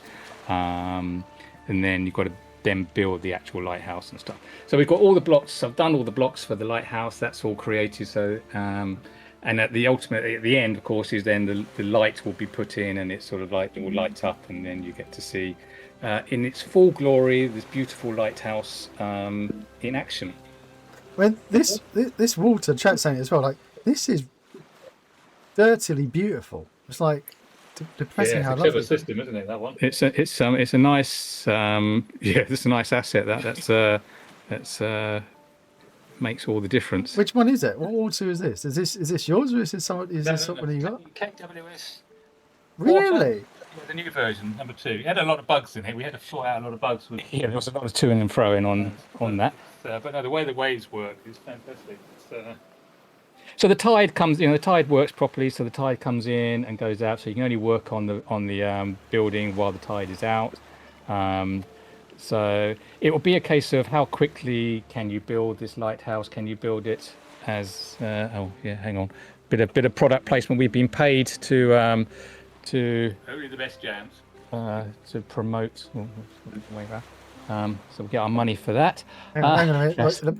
Let me bring on the camera. Put the camera back on you. Go and lift it up again. Lift up the product placement. Oh look, he got his merch, and he's wearing your merch at the moment at home. He says that will pay the rent this month. But with all the bugs, Reversed In is in the house. Hello, Reversed In. I was talking about you to the boys a moment ago before the stream. Exclamation mark Reversed in chat, please, or reversed exclamation. I know someone's going to put exclamation mark whatever they want, so I don't even know why I bother saying it. So with all these bugs that you found with his water, did you tell him about it, or did you just fix it yourself and was like, toing and frying? Yeah, most days they were sort of like, well, this isn't quite right, and so it's he helped improve the water and stuff, and it looks good in because obviously the water is kind of a key part of for Bell Rock Lighthouse game, so that was a good asset to have. So yeah, the stiffy men, they'll obviously be animated properly rowing the things. So they will have some animations going on. There's some limited animations on the workers on the island, so they'll get more animations proper when they're done. So you'll have to be loading these boats up with the rocks and then put them onto the island and then put them into place. But we've also subsequently I've got made another scene which is where they would actually carve the stones into shape, and they had a little test area, a platform where they would test fit everything before they shipped it off the island, because you wouldn't want to ship all these blocks off to the island and find they didn't fit. So they had a little test area to pre-assemble. So we got that, and then I've got a little harbour scene which I'm modelling as well. So then that will be where you have to sort of like manage what goes into the boat to then go out to the island. So they're sort of like managing resources and things going on. This is lovely. I love this rolling. Is this? Yeah. Yeah, we're using all the tools. It's gonna because you've got to advertise the assets, haven't you? Well, yeah, because the new asset was developed obviously for the Bell Rock game, so that's coming out soonish. We can show you some of that a bit later, maybe. So that was developed. The core of that was developed for Bell Rock game. So that's a useful thing that came out of it. So that'll be going on to the asset store soonish. Just doing some videos and manuals and things for it at the moment. So it's nearly there. There you go. The view of the asset store for everyone at home. Look at all those assets. Look at those. You want to get those. So many. I'm assuming that, you've been around for so long on the asset store. Now everyone's already owns your assets, don't they? Yeah, I think so. Need some more users to come in. Let's get some new users in. Does the asset store have enough fresh blood coming in? Well, it has a lot of new assets. I mean, I know it's got assets, but does it have enough new customers coming in? Well, no, customers probably doesn't. I don't know. It has sort of slowed down quite a bit. Yeah. It's not like it used to be back in the day. You said we were sort of when Russia invaded Ukraine, tended to sort of. Yeah, when the Russia sanctions hit, that halved the sales pretty much. Russia was buying a lot. So did it really? It had such an impact. No, it had huge. Yeah, it literally halved overnight when the sanctions came in. Russia got ousted. So yeah, it's a bit of a shame, but what can you do? I love that you swapped chairs, so now you've got the joy of having to drag the mic to yourself every 2 seconds. It fell off just now. I had to put it back on, so be careful. That's what happens at that age, though, isn't it? How do you know? Got a camera. So with the so it's a serious problem though, because like you mentioned earlier, it's a main source of income now for a lot of people in the asset store, especially when you. Well, yeah, I mean, a lot in the early days, it was very good, and a lot of people quit their day jobs, didn't they? And some have done, people like Cinti and that have done extremely well, making a fortune. But a lot of asset developers who gave up their day job to make their assets probably are struggling now. But then you got Godot and you got Unreal. So if you're an artist, you've got those extra outlets. That's no problem. It's a bit harder if you're a coder. You've got to make the code work on all of those. I might try converting some of them over to Godot, or whatever it's called. I don't think I'll bother with Unreal for the moment. Is it too difficult? I'll bother with C++. Can't bother with that at the moment. That's the attitude. That's what I like. The real go get them. Well, yeah, I mean, there's obviously when Chris is doing his coding and making all these beautiful, advanced, fancy coding shenanigans on the asset store, and needs to have some sexy, nice artwork to go with it, then he calls up his baby brother, and then you're putting your art in. But I don't see hundreds of Tony West assets on the asset store. You tell him, Messi. No, and I that may change. I do have a lot of 3D models that I could probably put out. I don't really know what's involved. You not in doing like that. money? Yeah, but I don't know. Okay, obviously a lot of mine are motor racing kind of related assets, like workshop tools and trackside objects and things for racing games. There's a Maybe demand. There's a demand for that. There's a big do you demand. think For that. you Yeah. think so? Okay. I've subsequently got quite a lot of assets now for if you want to do an Edwardian lighthouse game, and there might be some assets. A bit more niche that one. I Yeah. Well, an Assassin's Creed type game, you could do something with those. No, so yeah, and I mean the cars. I wouldn't want to put the cars out there just yet. Maybe once the games are done, Big Air is out and stuff, I could then maybe make those assets available to people if they want to do their own type of racing game. But I wouldn't want to put those assets out and then have someone else do a game with them before we got ours out. Yeah, no, it will come because I've got all these assets that are just going to be otherwise sitting there doing not much else. So someone else might as well get some use out of them. And if I can earn a few little pennies as well, that'd be nice. But you could always give them a tweak, give them a reskin. Like they don't have. They're not exactly the same as what you're doing in your game. And then you've got the Unreal Marketplace, the Fab Store that's open as a. It goes back to a little bit, but back to the previous point that my assets are a lot lower poly than most of the assets I look at on the store. I look at, I was looking for a Shire horse the other day or something, and then as I was looking at all the assets related to Shire horses, I was looking at some of the other stuff, carts and things, and there's like thousands and thousands of polygons in these things. So I just don't know whether people will look at mine and go, well, they're a bit low. I mean, I know Cinti stuff's very low poly, but will they think, well, the fidelity isn't quite there for their game? Anyway, who knows? Maybe they'll be very popular. Maybe they won't. They're better than some. Not as good as others, maybe. I don't know. We'll see. Better than some, not as good as others. The best marketing slogan. Yeah, they'll do. I'm happy with them. You seem to be happy with them and stuff, and they serve a purpose and they work. So Tony West, it'll do. It is what it is. Yeah. It's all right. Bloody awful, or it's all right. So no, I will when I got to find the time then to devote, because I mean I watched Crystal do the assets and stuff, and it's a lot of work involved in doing an asset. That's the coding, because that, as you like you're describing with Nintendo sending you faxes for every bucks, that's just one company sending you faxes of bucks.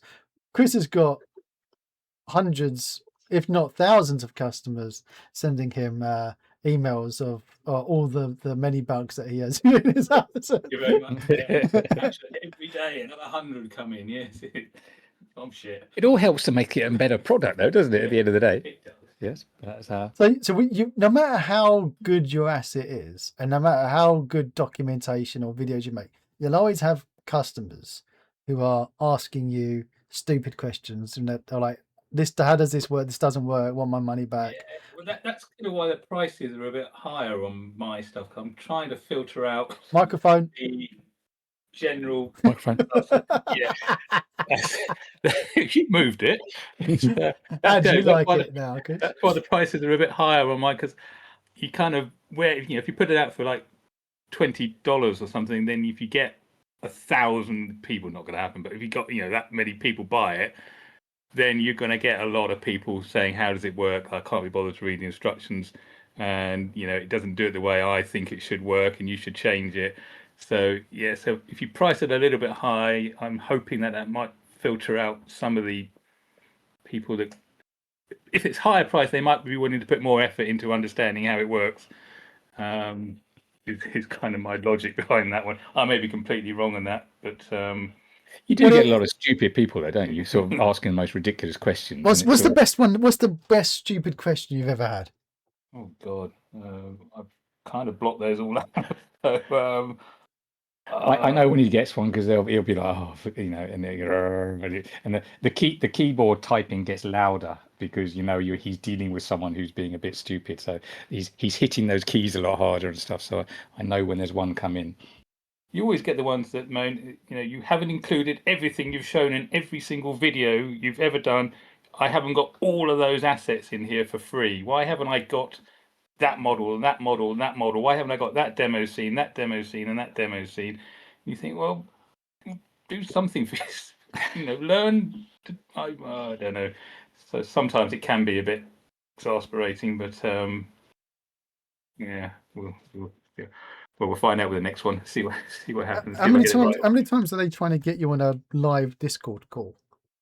All the time. Yeah. Or here's my project. Can I send you my entire project? Well, that's the other thing. You would, back in the early days, they would send through their email saying, "Here's my project," and it's a 2 gigabyte file attached to the email, and then I'm supposed to download that, find the space on the hard drive, install it all, and then find the problem. It takes like a whole day to do that. I haven't got time to do that for everybody. So I've got gigabytes of people's projects they send through. I said, well, I can't do it. It's only me. So you try and encourage them to send through a simple project, and don't send it by email. Upload it and send me a link, so at least it doesn't block my internet for a whole day when I download it. So that's all part of the fun and games of being an asset store developer.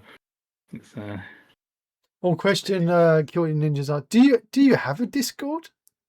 Yes, I do. We do. Yes. There's one for Megafire, one for you. Yeah, it's all in one. Oh, is it? Yeah. Yes, we do. So because I was saying that, I'm sure you did. It's very busy. Hang on, It will get busy when we get back onto those. Then it will get busier. How do I share it? Because it says that if I go into your Discord from us being friends, and I go, I'm a member of you. So how do I share your?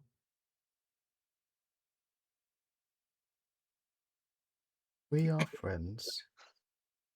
Are we friends? I like to think so. Well, I don't know. We'll let you know afterwards. Do you have a link? I don't know. I'm trying to find it. I'm trying to find how you get it. Discord's a bit of a mystery to me. I tell you what, who would Big say Gamey that? or John, Yeah, Big Gamey or Irish John will stick it in the chat as I'm trying to remember how to. At the bottom of the Twitch channel, isn't it? Isn't there a link on the Twitch channel to the Discord? There's, and I think on the website it has a link to this. Yeah, bottom McSpeedy. Yeah. If you go to McSpeedy.com, I think there's a link on the bottom there which takes you. That's got all the socials on there. Yeah, if I want to be a Patreon. Join the one other. You getting any money off the Patreons? Very, very. We had Friends. friends. Because I had that like, why, Messi, you should do a Patreon, and offer people stuff, and I'm like, I don't even have enough content to offer people who are subbing on the stream. Yeah, I go through spurts of putting stuff on the Patreon, and then I tend to then get engrossed in other stuff and forget about it. So I need to go back and put some more stuff on the Patreon for our couple of things that are on there. But it's By the way, click the Instagram link if you want to see pictures of what food they eat, or them in their pants as well. So don't forget to click the Instagram. Hold on, link. no, Mike, I've got a very nice Instagram page. I think you'll find. I think it's I'm very happy with my Instagram page. You're also one of the only few people I follow on Blue Sky. Am I on the busy channel? Are we on Blue Sky? Are we on that? Am I? Yeah, you are. Do I post a lot on there, Messi? It got posted the other day. I think that only gets posted. Is that the one that automatically gets posted, or is that Threads? Is there Threads? Is that a thing? Instagram that automatically posts onto Facebook as well, does it? I only deal with Instagram. Who's posting your stuff on the socials? I don't know. When was the last thing posted on Blue Sky? Hang on, let me go back and remember, because I can't since I've reinstalled the machine, right, the desktop, right. Don't judge me, everyone at home. I can't remember my login for X, and I can't remember my login for Blue Sky, and I've refused to log out on my mobile, and I refuse to reset the password. So I have to go onto my mobile. Okay. McSpeedy. When was the last thing he posted? I'm one of your 305 followers, by the way. 305? Does that make me an influencer? Tune in. No. Oh my god. Oh, Hold on. McSpeedy 305. Right. Tubby Crumbles 353. Okay, well, I think I might have to direct you to my Instagram page then on this. Oh. side of it. And actually, no, because I'm following you both. I stand corrected. The one that came up last on my feed was actually picture of my dad, Tubby Crumbles, 14 days ago. So McSpeedy was 4 months ago. That was announcing your Instagram page. Yes. Yes. You Okay. posted Right. that. Yes. Yeah, yes. yeah, He's now got an a Instagram new page as well. tool exploding on the asset store. A Soon. teaser for a new asset I'm working on for Unity 3D. Also got a new Instagram account, instagram.com/Tubby Crumbles. Can you Go and follow him. yeah, click it, give us the link so we can might get see the video. auto Is it scroll. or is it hidden on your computer? Is it private? You have to share your screen?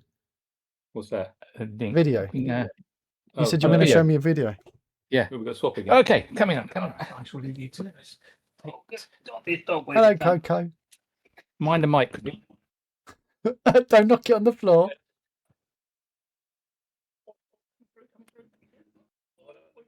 All right. So, also, by the way, people at home, me and the West Boys, every time they say they're like, whenever you want us back, we always want to come. You're happy to come on. And if anyone remembers, many years ago, for a brief period, I was doing let's do a regular proper little podcast thing. And who was it? I was asking the community to teach me how to do proper podcasting and like what software we need. So now that I'm not so stressed about, working for ABK anymore and our good friends at Microsoft, and I have a working computer, might actually start trying to do this again. So everyone at home, try to convince the West Boys for us to do some therapeutic, regular. Let's get drunk and just talk about nonsense on a podcast thing. A regular slot. We've made it. We're there. Being promoted. You guys can be in it. Well, we can talk about life, love, actions. Don't talk live. So, go Where's this video then? I sent them a link. Don't talk to you about love. No, live. Mark, Android. Hang on. What did you send? For coffee. For coffee. Right, I'll stick. Let me stick it in and then show it to everyone. Now, Kilted Ninja did the music on this video. It's only a very short video, but Kilted did the music. Excellent music. So it's got to be good. Yeah. Hang on, let me make. Hang on. I don't know why I've got Trump come up. Hang on. Ugh. Hang on. Talk to me about. I don't like it, Upham. Don't panic, Mr. Maroon. It's like being there, isn't it? Oh. Do it half a night. Stupid boy.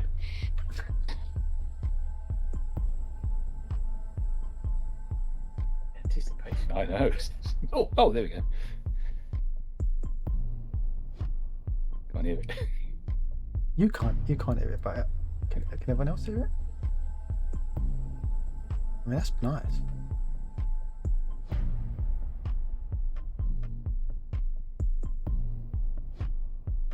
Must have for any project, is it? Any project? Everyone should have this asset. What's it do?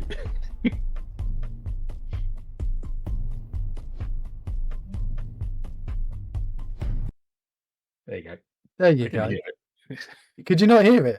I don't know if I. There you are. So you Voice need back. to explain now what the asset is. Do I? Well, it would help.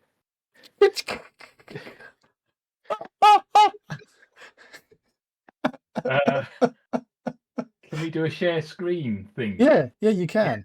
There's a button that says share your screen. Share my screen. Hang on, make sure I've got my screen is something to share. There we go. Hey, make sure. Hang on. Let me hide the Discord first. All right. Just in case. Yeah. When you're going to share your screen, we don't do anything that's going to get you in trouble.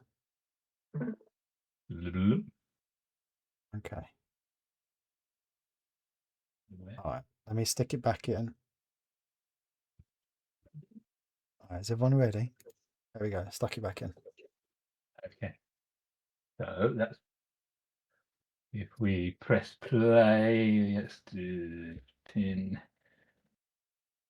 So yeah. So basically, it will take any mesh you want, and it can be a hierarchy of meshes or anything like, and it will automatically split it up into elements. You can choose how it splits it up. You can split it on materials, by similar normals, by vertex positions, all sorts of vertex colors, and then it will build it. You can assemble it into the scene, and then when it's there, you can disassemble it. You have full control over how it builds up and how it disassembles. So that's the tank. That's the tank again. Hang on a minute. Hang on. Hang on. Oh, you can't see anything. I can't see. All I can see is here we go. Now I can see it again. Why can't you see that then? Now the tanks are back. Okay, I can't do it in full. Okay, hang on. Do that again.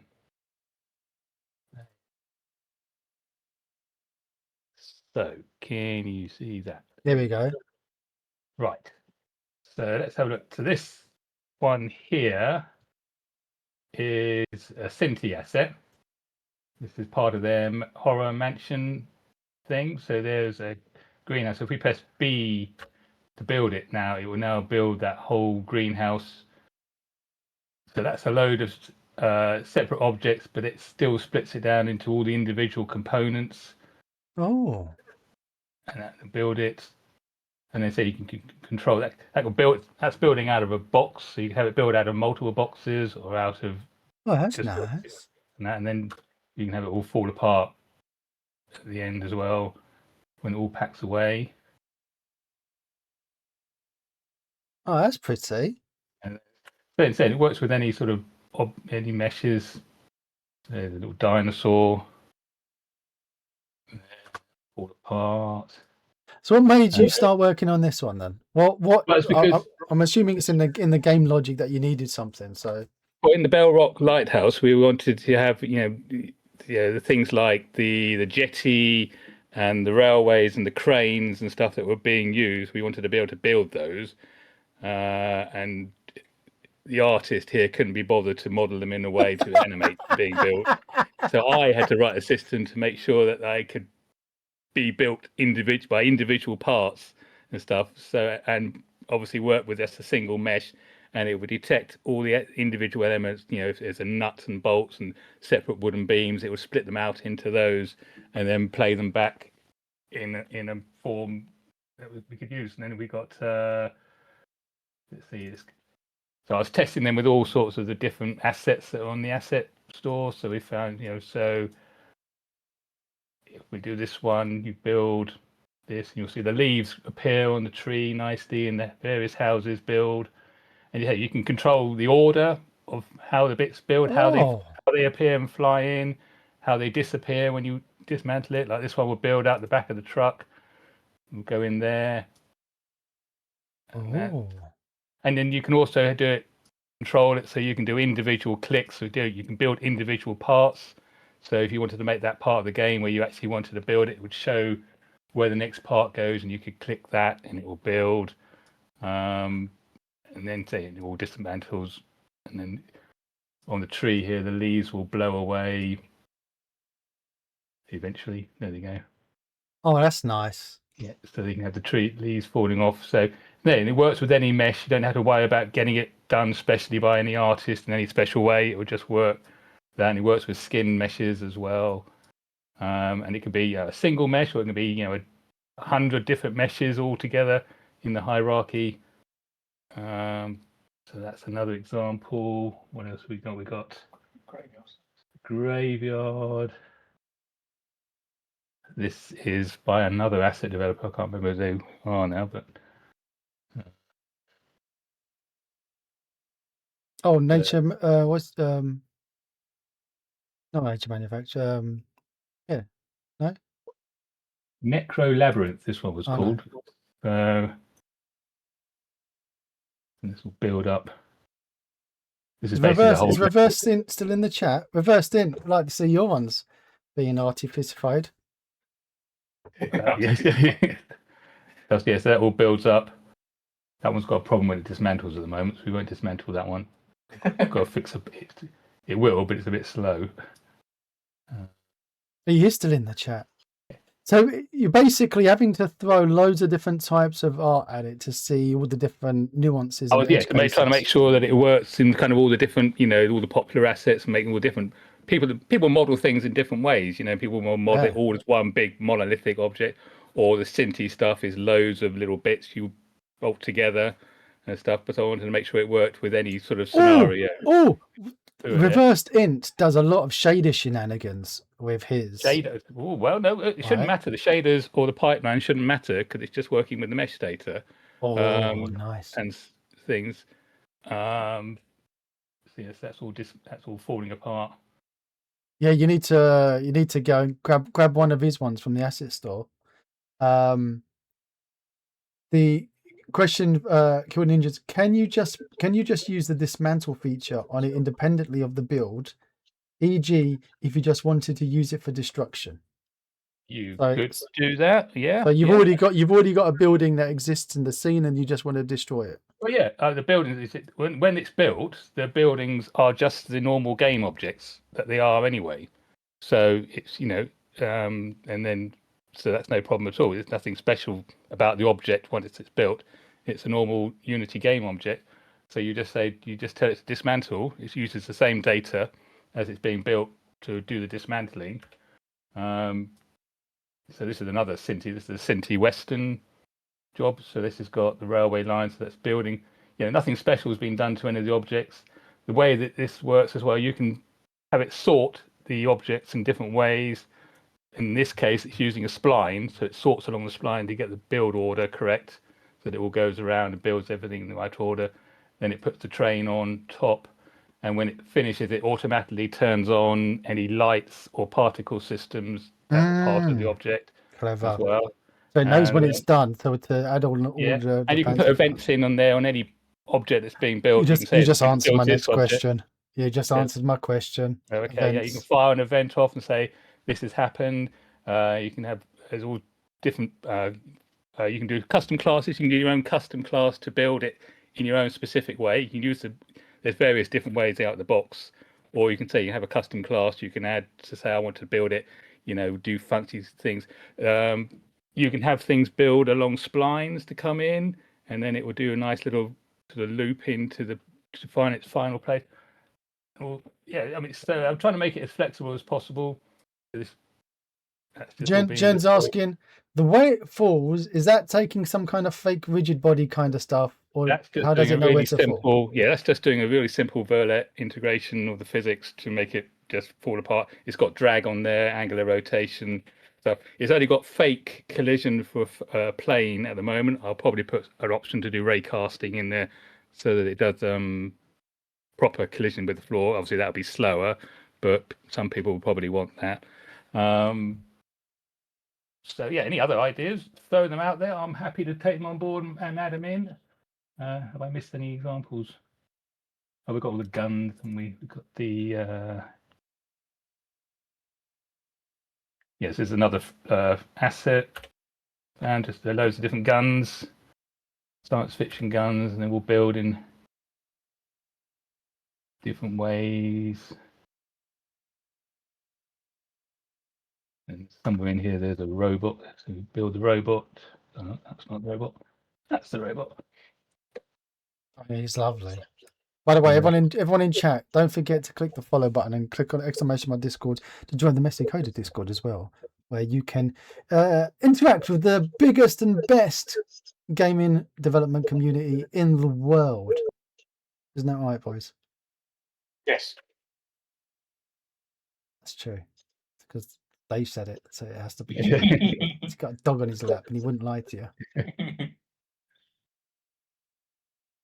I'd love to. Do you remember I showed you my messy shopping simulator I was working on last year or a year? How long ago was that now? Everyone in chat. Year and a half. And that would be like, because we've been in the shop destroying stuff or getting stuff off the shelves and things, be perfect for this kind of shenanigans. This artificitation. What would you call the process of this? Artificiting. What's the question? How would you describe what is name, so what's the verb? To artifice, That's a craftsman building something, isn't it? It's a skilled craftsman building. That's what they were called when they were building the Bell Rock. They were called Artificers. That was their technical name. So we thought it was a good name to use for the asset, either that or Cogo, which is Latin for assemble. But we thought Artificer suited better. Does sound nice. I mean, if you're going to go Latin, you'd be showing off a little bit too much, aren't you? Yeah, trying too hard. So when is it due? It's basically I've just got to do the documentation now and the tutorial videos for it. So it might be a couple of weeks, maybe a week, depending on how much time I can put on it. So yeah, there's a lot more features to it. There's a load of options in here. You can override things and do all sorts of bits and pieces. So, but if anyone's got any ideas or anything they'd like to see, just get in contact. I can put it in. There you go. That's that. Reach him on the Discord, on his Instagram, on his Blue Sky, not on Twitter. Doesn't use that now. Should I load up the demo of the of your drive of the rally demo from the Journ Jam? If you feel you have to. Am I gonna break it? You probably will, yeah. But no, yeah, go ahead. Do you mind if I break it? It's there to be broken. It's an old demo now, so it's yes. We are fully aware of all the I think all the problems that are. I can send it to you in a fax if you prefer. Yeah, You send us all the bugs. See whether they tally with ours. There you go. So $500 Artifacer asset, is a $500 asset with no documentation. That's the pricing. That's it. Decided. The public has spoken. Right. As it should be. Yeah. Right, I'm sticking it in. It's like that pool system on the asset store, isn't it? Several $1,000s for it, don't they? For a pool system. Oh yeah, I keep wanting to buy that, but just exactly. We've got a better one that you can have. Or just get hold of Archie McLean and say. Oh, poor old Archer. Tricky now. Yeah. There was a question in chat earlier about Minter. Oh, Jeff Minter, yeah. Was he really as much of a nutter? We never actually met Jeff, did we? I didn't. No. So we met Tony Crowther and Ben Dalglish and a few of the others back then, but Jeff, we never even saw him at a show or anything. Oh, I saw him once at a show. Yeah, it's but no, he still is, isn't he? I mean, he's still doing the games. So and he still does the wacky colours and the odd animals and things like that. So he's still doing it. Bit Game, you met Jeff. There you go. Really? Yeah, there you go. Yeah, when? No, never met Jeff. Who's the ones who did Dizzy? The Dizzy Eggs? The Darling Brothers? Was that them? Yeah, we met the Darling Brothers once in a lift at the ECTS show. In the lift? Not in the toilets. Yeah, the brothers and their dad going up in the lifts. But then they were in touch recently, weren't they? There was something. They're the money behind Thalamus or something, aren't they? Yes. So they're still good. Oh, that's another little project we got as well. The Commodore 64 bomb game, which Thalamus want to finish off. Anyway, put the mic closer to. Yeah, he's Commo- relaxing Commodore now. 64 bomb game. We did a sequel to. We were writing a sequel to Risk, which was our first game, which was called Bomb, which was like a scramble, sideways scrolling scramble game, which we had a really nice demo, which we were pitching at a lot of the ECTS shows and things, but we never got a chance to finish it because then the Commodore 64 was dying off, and it was Amiga and STs and those sort of things were coming in and replacing in consoles. But then it was featured on Games That Weren't, which is a Facebook group or something else, and they said they featured it, and we put a demo up and a video of it, and then Thalamus reached out and said, we'd love to finish this game off for you, would you be interested? I said, yeah, okay, but yeah, why not? So I did a load of new graphics, new Commodore 64 graphics for it, and I commented all the Commodore old assembly source code. I went through the whole thing, commented every line of it.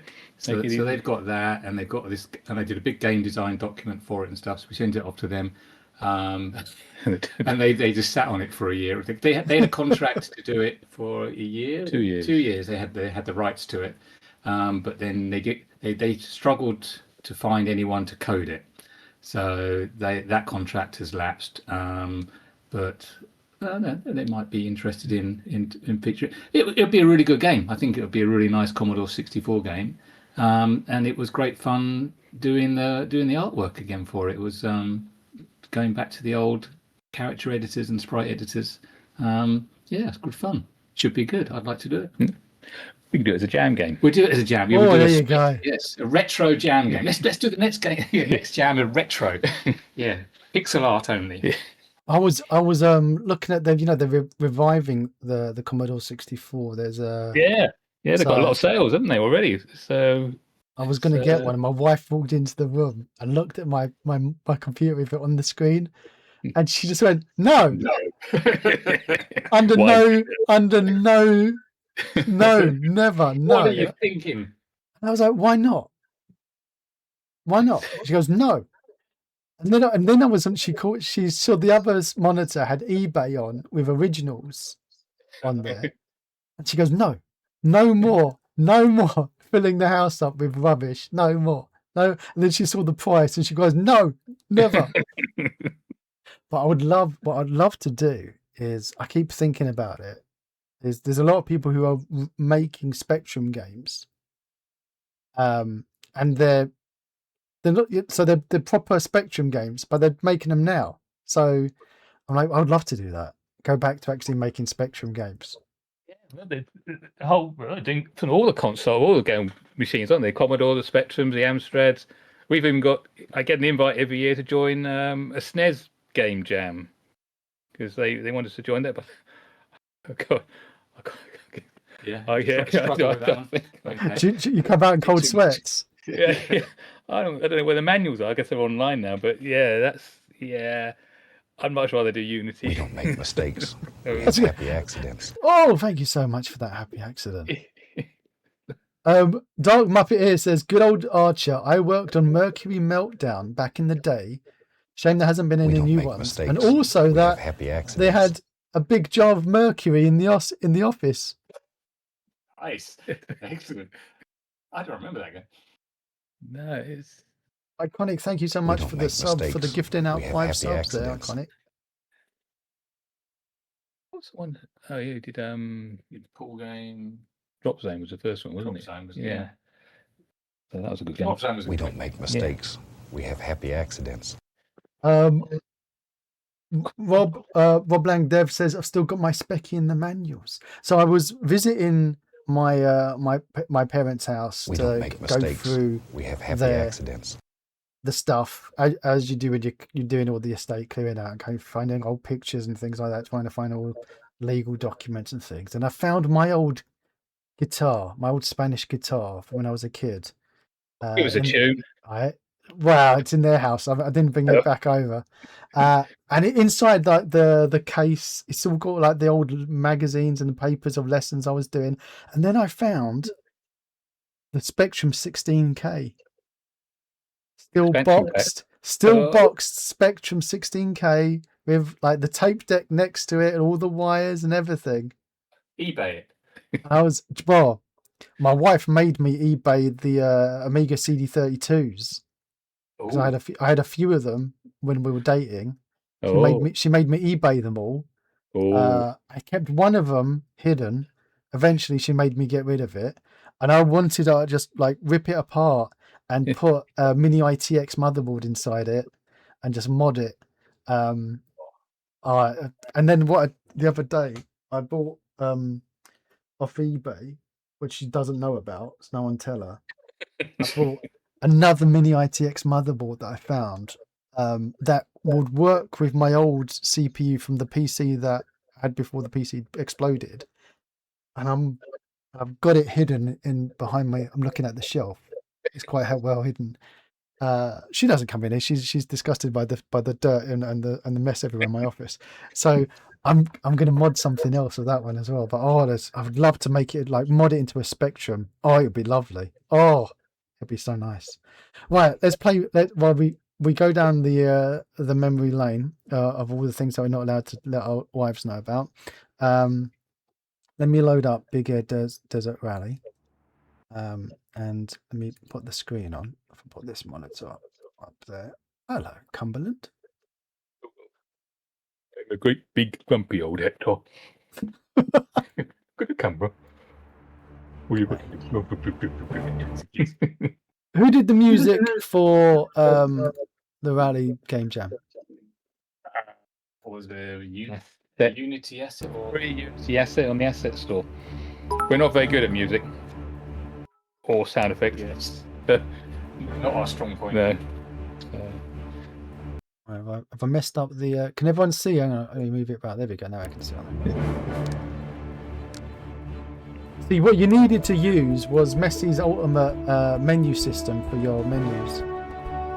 Really? Yeah, it died a death. I can't. Why can't I go over here on the right hand side to these menus? Don't look at me. I'm not looking at anyone because the cameras can't see it. Hang on, I put the volume down sound. Don't know. Oh god, I'm not leaving it. There we go. Like if I go back to graphics, look at this. What's this about? 80 years of game development between them, and this is what I get for it. God. In 2 weeks, there's a lot of menus and things in this. What res are you running this out? I don't know. Actually, Hang on. blame Unity. Can I hang on? Can I even change the resolution? Did you put that in graphics here? No, I haven't even got an option. We'll run it in a... What kind of game is this? Right, What kind of nonsense? What is this? Right. There's a lot of options for a game jam game. Oh no! Look at that car. It's beautiful. Look at that artwork. That's the one I made for the jam. That was the Renault 4. That was made for the jam. How many polys is that? 12,000 12? Oh. with engine, because it's got an engine and everything in it. So about 12,000 and all the wheels and everything. I think. So not that many. Yeah, it is beautiful. I've got to say. Yeah. Thank you. I don't often give Yeah, you a compliment, but I'll do a little bit. for a jam game, that's a nice car select screen. A bit more interesting than just a spinning car. You can move the camera, can't you? Can you? can move the Oh, camera. oh, look at that. Thank you for pointing that out. Yeah. That is nice. Right, so people at home, so you're aware, my mouse is a trackball mouse, okay? So I'm just, managing expectations of how I'm going to be able to do any good on this. Okay, so I'm going to... We don't make mistakes. We have happy accidents. Thank you for the happy accident. Tracy, did you just give 5 subs to people? You beautiful badger. Right, what do I do? What button do I push? I didn't go to the controls. What am I doing? We don't make Yeah, mistakes. are you on a We have gamepad? happy accidents. No. I'm on the key. Oh, W? found it. Cursor up. It's not WA. It's arrow keys. We don't How do I make change? How do I mistakes. do the We have camera? happy accidents. How do I change gear? Oh, you can actually do some No, hang on. Hang on. There was instructions on the itch page you could have read, but oh look at it, he's doing the journey. We have happy accidents. You just got to keep it straight on stage and just do the jumps. Oh, that was a good jump. And now Oh, control it, Messi. Come on. We don't Well, make I'm still in mistakes. one gear, first We gear. have happy accidents. Change You are. gear, man. And then try E or Q or C. Press a key. There you go. Got it. Destroyed the engine. I've destroyed that gearbox. It is. Yeah, you're getting damaged. Oh, I'm going to kill that poor kid. They're all, look at them. Oh, hang on. Oh, Oh, come on. You can do it, Messi. Are you there? Got a bit of damage going on there. It's, Oh, this is just like my wheel driving, though. This is the thing. It's very realistic. Down to 6%. you haven't started very well, mate. That's, Oh, between them. are you gonna, Look at that. No stars. Try again. Right, fine. I'll try again. Oh, we're lagging it. oh yeah, Right. we're watching. I can't. How can you not try- get a star at the first level? That's How is the try? How do I try again? Replay. Leave race. Try again doesn't do anything. It's not a button. It's just I think it just was mocking me. designed for gamepad more than so if you had a gamepad work it would Hang on. Let me try and find where my kids stole my game. To be honest, not sure even the gamepad's going to save me and my skills. And that is it's a simple it's going to go in a struggle line. You're it's saying a- simple. Simplest racing game that could possibly be. It's making Jern look good. True. How better than me was Jern then? Well, I think Jern got a star Yeah. on the first. Oh, missed. Hang on. I've just lost my audio. So I just nudged the. Hello. Here we go. I'm back in again. Oh. Okay. Got the gamepad connected. So, right. You're going to run it again. Should hold connect. So he got a star, did he? I think so. Here we go. And then Oh, look, he's got the gears working. it's off and running. Just try and keep it straight. Try and just keep it straight. What the steering? That's- Oh, You can steer. You shouldn't. Well, and then if you hit the brake and stuff, while in there you can control it in the air so you land it smoother. The idea is to keep it landing smoothly. oh, it's basically you've just ripped off Stunt Car Racer. Yes. Yeah, pretty much. It's the simple game. Oh, look at that! Look at that smooth. She said. Line. Yeah. Smooth. Remit, hold on. Oh, look at that. Suck it, Jerd. Suck it. Get those as stars.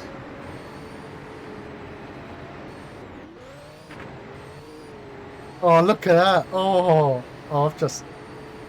I'm quite moist now. Look at that. As soon as you told me you ripped off Stunt Car Racer, now I understand. Do I get next stage? I've got to the next stage. Ball.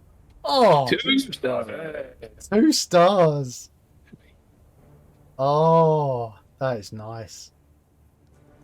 Okay. You've got to move right to get to select the stage. Yeah. Right. Push right on Push there. right. Hey, we go. Should also obviously automatically select that. So Oh. that'll come. I pushed the wrong button. Restart. In the first level again.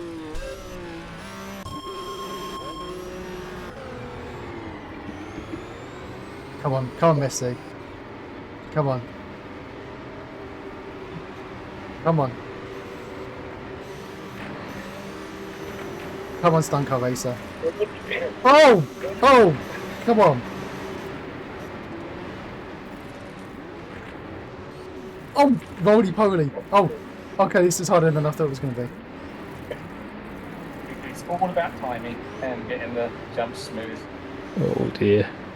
Oh, you've lost that.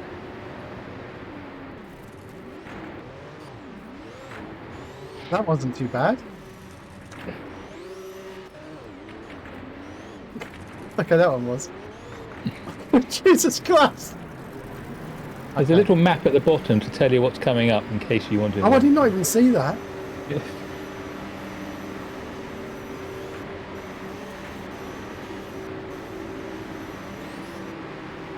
I'm just going to stay in third gear the whole time.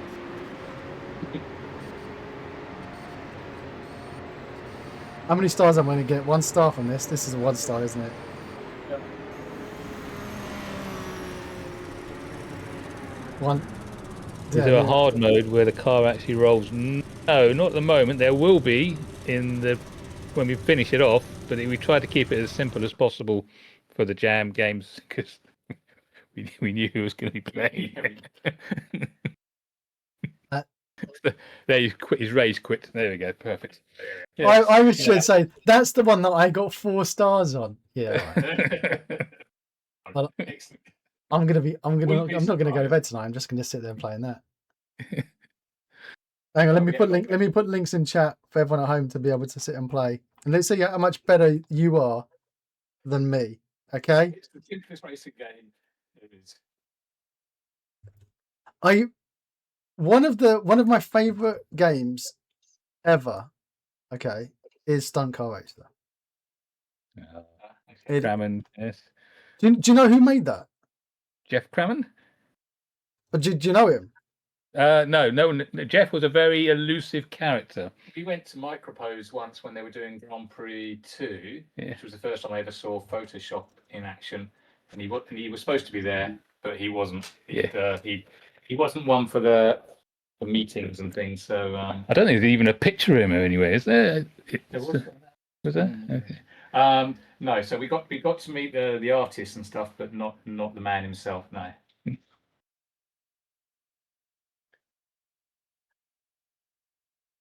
We can hear you. Yes, Microprose. That Microprose. Jern's Microprose. Yes. Them were the days. Is my microphone working for people at home? We can't hear Messi. They can't. Have we lost him?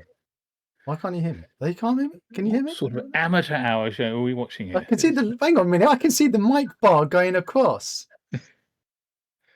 Oh, it's working now. Okay, it's back now. Okay, so it stopped. Oh, maybe because when I plugged in the game controller. Oh, see, that's why they couldn't hear me all of my witty comments. Worry. I know they can hear me, but you don't even need me. You got the West Boys. Yeah, me. But what I was saying, why you couldn't hear me, people at home, is that there was a game back in the day called Stunt Car Racer, and the fact that it was like one of the first 3D type racing games. He did Revs first, which was I think his first 3D game, and then he followed that up with Stunt Car Racer on the Amiga, and then came out in the Commodore 64 and Atari ST. And it was a good game, clever game. Was it called Revs? I don't know that one. Revs. Was it on the Commodore 64? Yeah, and BBC Micro as it first came out on, and then it came on the 64. We built our own wheel and pedals for that game. So we could play it. Yeah. How did you do? How did you build your wheel? And he went to do this one. Went to do Toys R Us, and he found one of the little toy pedal car. He ripped the steering wheel off it and walked out. You nicked it. Yeah. Well, you couldn't buy just a steering wheel, other than an expensive one from Halford. So it was just demo models. You know, kids were destroying them all the time anyway. So he helped himself to the steering wheel, and we made the pedals out of Lego and potentiometers or something. Really careful. That's the one. It's I'm amazed they didn't chuck you in prison. A career cut short to crime of stealing pedals.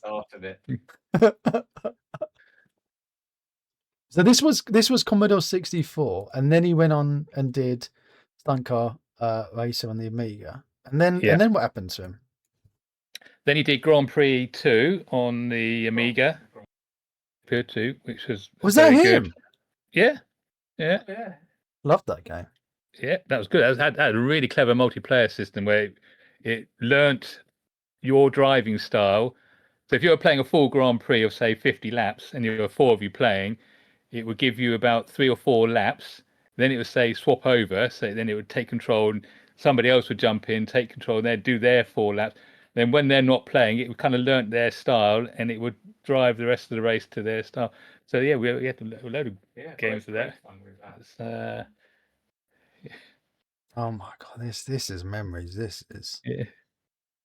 Toys R Us called they want their steering wheel back. Exactly. I saw that somebody I don't know if it was him or someone's just got the rights to this, but there was someone remade Stunt Car Racer, and it's like called Stunt Car Racer, like it's a legit official remake. Well, that'd be cool. Maybe it'd run a bit faster. That'd be nice.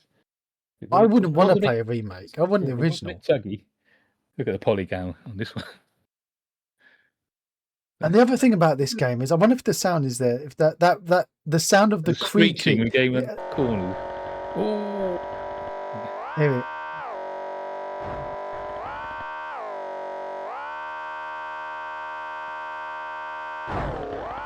There we go. And then the creak. And then you got the damage coming across the top. Crack your windscreen, don't you? Crash or something. But it was that awkward like creaking noise of the crunching like of the car, the suspension and all the damage. Oh, it's a great game. So now you've told me that, I'm going to be so much better at your rally game, because I'm going to go with this mindset of ease off the pedal, relax, trying to get into a nice smooth jump. Yeah, if you do let off the accelerator, it does tend to straighten the car up and Yeah, things, so- and you can control the tilt and the twist in the car by steering and accelerating or braking the gyroscopic There's a forces. lot to it, which unfortunately didn't come across when June played. So the fact, but you're basically saying the way that I played it was highlighting all of the advanced work that you put into it. Yeah. And that's why I did it. That's how I did that on purpose, really, to show the love and respect for the amount of effort that you put into that game. Thank you. Appreciate it. What you say, ease off the gas, the accelerator, especially as you're going into a nice big jump. It's the same thing my wife says to me when I'm driving as well.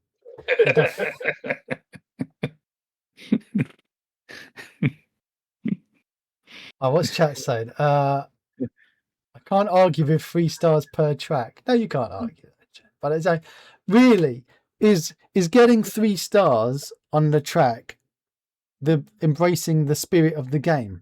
I don't think it is, right? Because you're there to enjoy yourself and have fun jumping about your car and having it squidge all over the place. I mean, that's otherwise, why are you in a rally? It's at the end, after 3 stages, you get to the bivouac section, which is where you can then repair the damage that you've sustained on your car.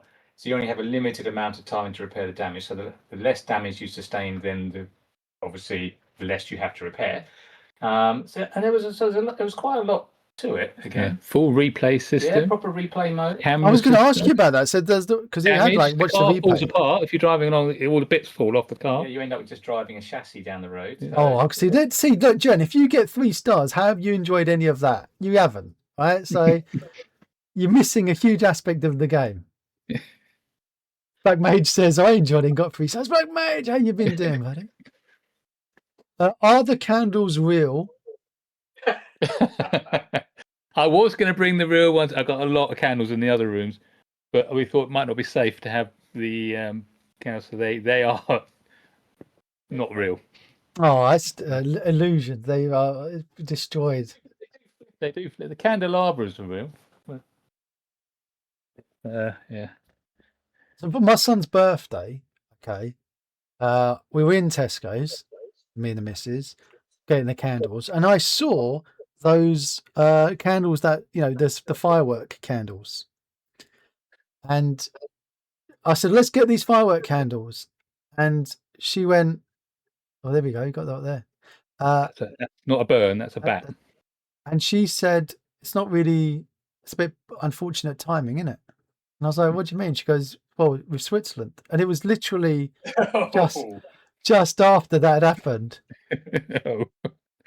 And I was like, oh, am I allowed to buy it? Like, am I going to get, if I want to go to the cashier with it in the shopping trolley, are they going to be like, how dare you? Like, you know, this is not appropriate for you to be buying this at this time. But turns out that it was, they'd lifted him up and they'd burnt the ceiling. So as long as my son doesn't lift up the cake and start running around the house with it, I think we'll be fine. You haven't got the phone, it's like, yeah, that's your ceiling. It was a bit scary though. Yes.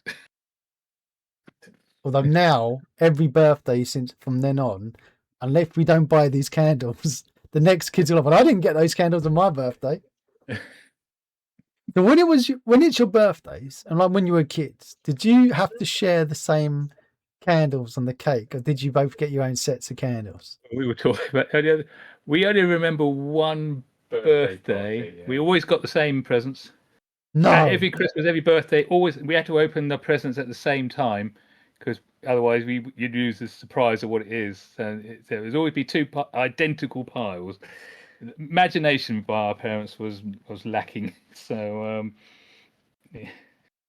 But so it was like you both shared the same brain. That was the thought of the parents. That's pretty much, We were yeah. just one entity, yeah. Yeah, they did the twin thing. They dressed us the same. If they could have got away with just buying one present and us sharing it, they would have done so. But we weren't having that.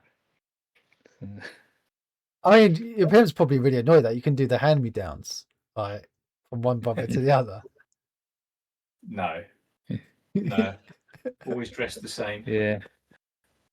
I mean, to be fair, when I buy clothes now for my boys, they're 18 months apart. I still buy them exactly the same clothes. Why wouldn't you? Yeah, like for Christmas, they both got the same T-shirts I bought.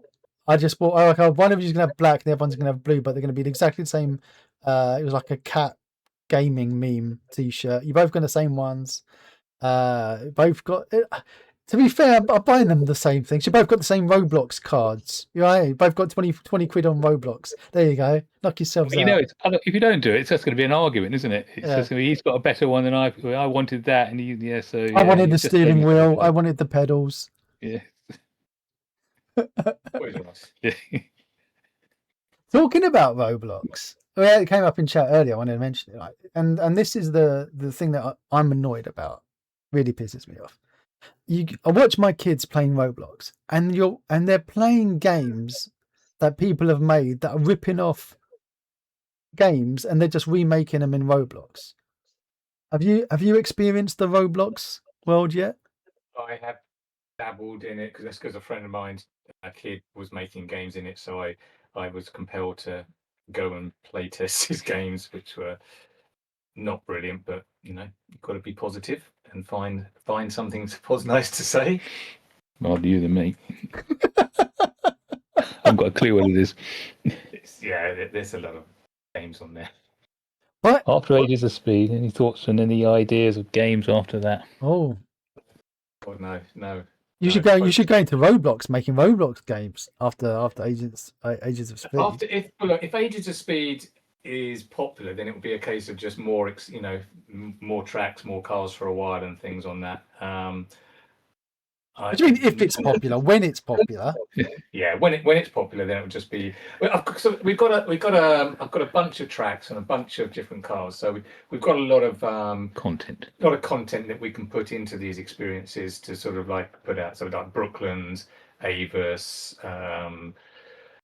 stuff. Loads of tracks, famous tracks from around the world. So that'll keep. Do you need to get licensed for that, or can you just do it?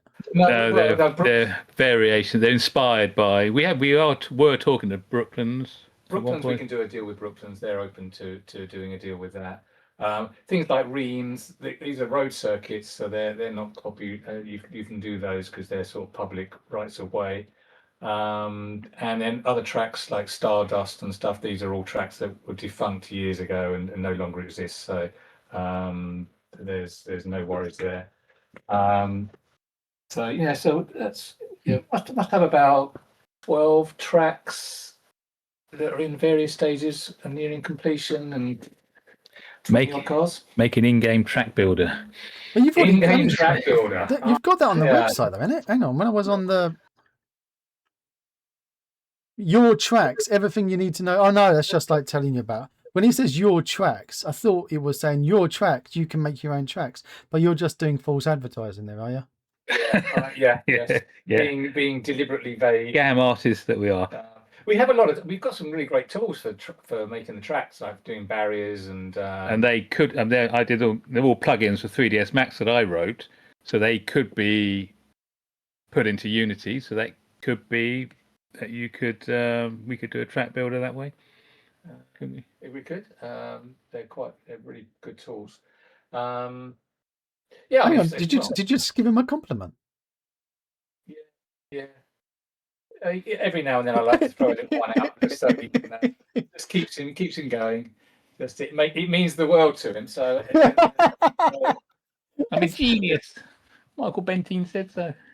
So every now and again, you give him just a little bit of hope to keep him going. Reel him back in, just keep him working. As you do, being the one who's in charge. All right, one attaboy worth 100 lines of code. There. You've done very well. Ice John says maybe a collab in the future. Who knows? I mean, there's already a lot of West Boys collabs. Well, we'll do a collab with Joe, and that'd be fun. It would be a giggle. There's a lot of your logic in his game already, though, isn't it? With the he's got the sales and stuff, yeah. But it's a tiny percentage of how much work he's put in. So, but no, we did a bit of fun together on his IBR2 game. That was a bit of a giggle. And we did the flames and a few shaders and stuff. So that was fun. Enjoyed doing that. Irish is going to hold you to it, by the way. He's holding you to the collab. Nothing. Yeah, you do. Yeah, you do nothing. You just sit in a corner. Yeah. No one asked me. Oh, see, look, do you know what? I'll play with you. Oh, thanks, Messi. Yeah, I'm ditching you. I've got Messi now. Okay, we'll go. Is this the end? Is this it? Okay, me and Jern, you and Messi. It's like when what's his name, Mortimer and Whitehouse go and do the fishing. It's Bob Mortimer and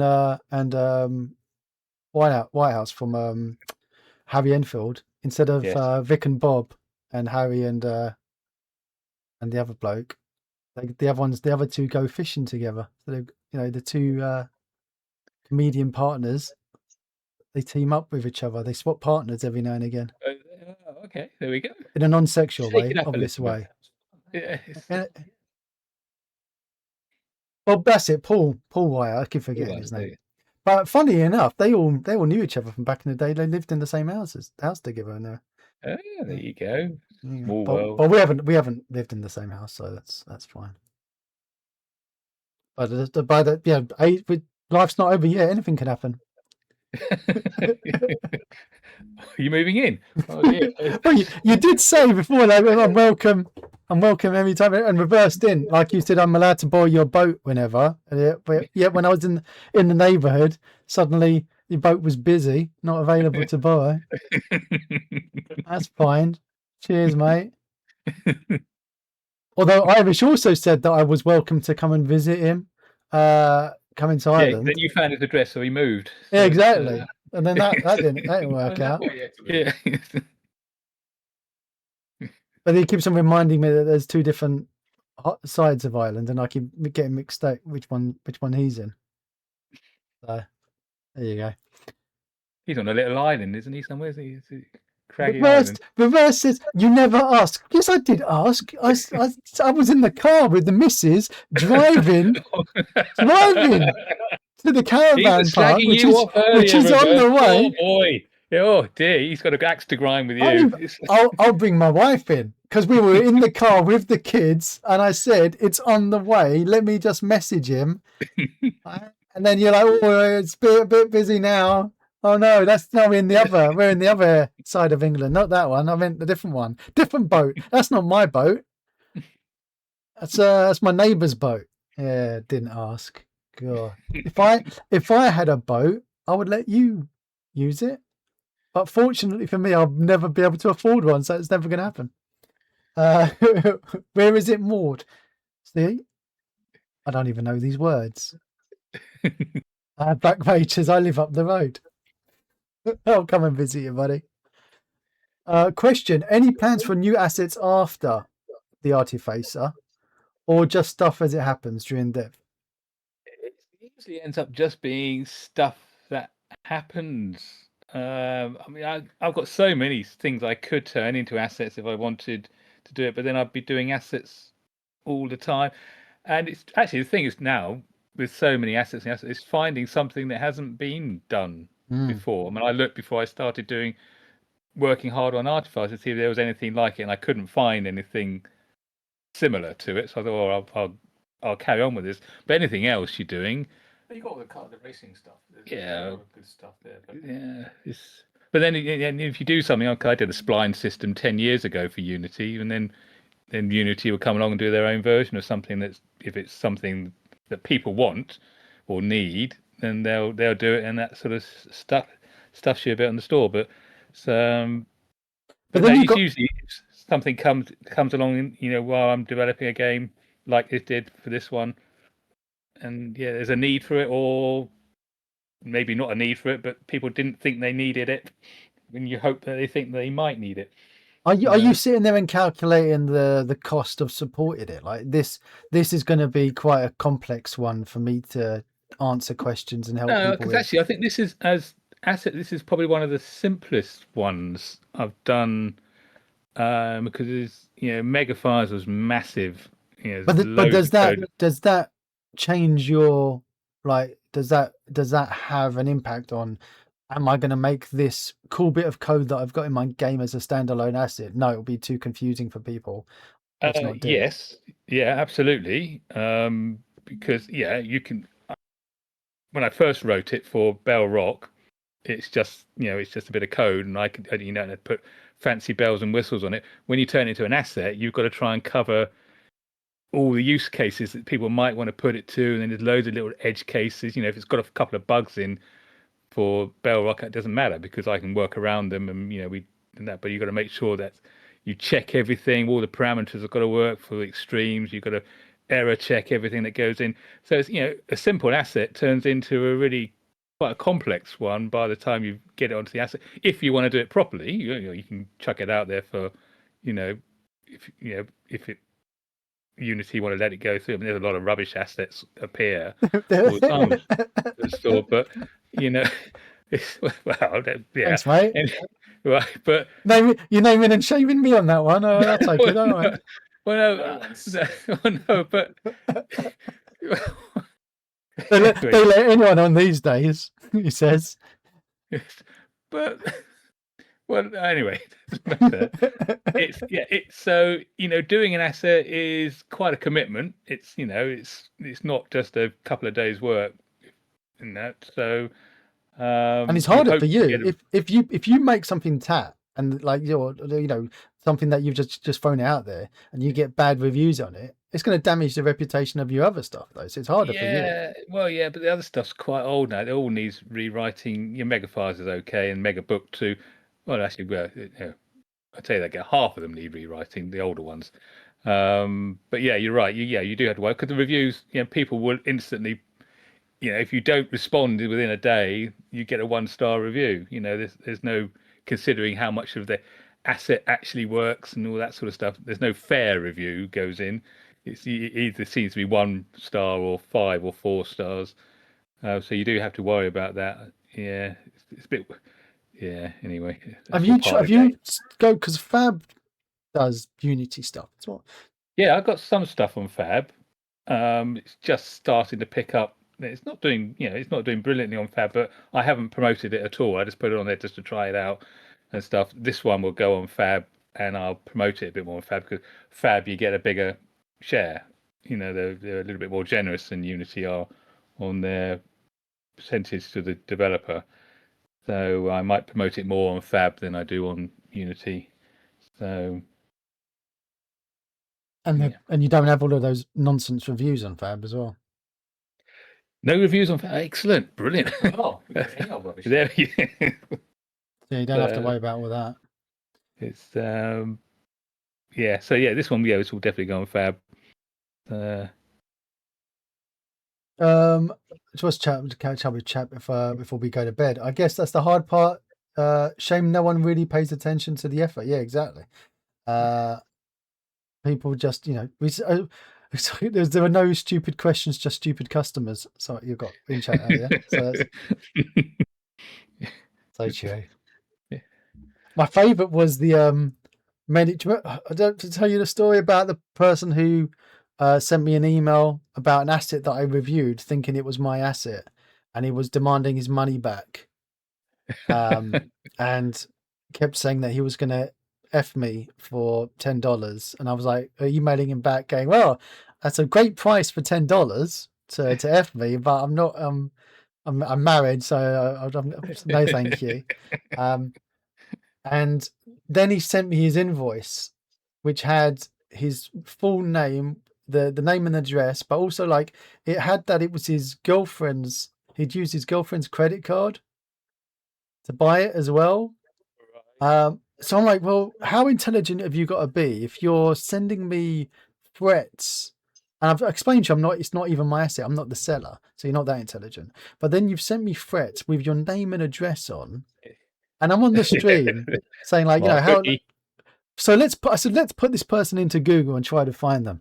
And then I found him on Facebook, and he was massive bloke, huge muscles, quite scary looking pictures on his timeline. So I immediately went back to the email, went, I hope you find resolution to your problem. This is the contact details of the correct asset publisher. Have a good day, sir. Exactly. So have you had any cases of them taking it a little bit too far? No, I've had a few threats. They're going to sue me, for their loss of time and learning how to use this and stuff. So you get those a few times. You think, oh well, we'll let them rant and rave, and they'll soon forget about it. And I had it the other way once. In the early days, Microsoft bought Megafires. They bought a load of seats. They did it through an agent, so they did it direct with me. And they wanted to buy. I can't remember how much. It's a lot. It was a few $1,000s worth of sales just to Microsoft, and then they didn't pay. What? And it went on for over a year or so. They just, I keep sending them emails saying, you owe me for this. And they say, well, we'll get our accounts department, blah, blah, blah. So I then had to send weekly emails to them saying the interest accrued on this now, because there's some American law where you can charge a percentage for every week they're late. And it was just going up and up and up in this figure until somebody thought, well, perhaps he's not going to shut up. We'll have to pay him. But that took about a year and a half of constant weekly emails to Microsoft to get them to pay up. So that was. And you got your interest, did you? Oh yeah, got the interest as well. He doubled the figure, I think, by the time they'd finished. So it worked out. Yes, I was quite happy with it. So Rob asked a good question. He said, "Is there anything from the old days of dev that you'd like to have now?" Yes. I'd like to have the speed of the development, doing a code change.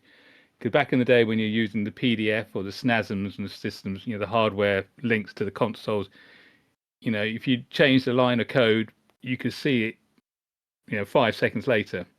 So the iteration speed was so quick back then, and the debugging was so good because you just had the memory there and everything. But the speed of testing changes back then on the console, I guess they were very small memory compared to what they're not very complex games, but the iteration speed is what I really miss, because Unity sometimes you can be waiting 30 seconds to a minute depending on how much code it's deciding it's going to recompile.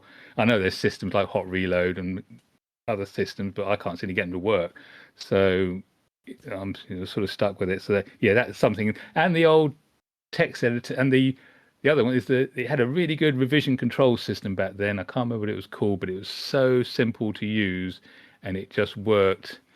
Unlike the ones Joan keeps trying to get me onto Git, but I can't get that to work properly. I use the plastic SCM.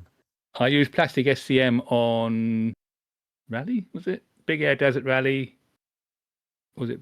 No, was it Bell Rock? No, Bell Rock, and it completely trashed the whole project. I lost the whole project, and that because of the revision control system. And it was only because I'd just done a backup my old-fashioned way of zipping it up and copying it that I didn't lose the whole thing. And I thought the plastic was supposed to be there to reassure me that I'm never going to lose my work, and it trashed the whole project. So, see, that's yeah.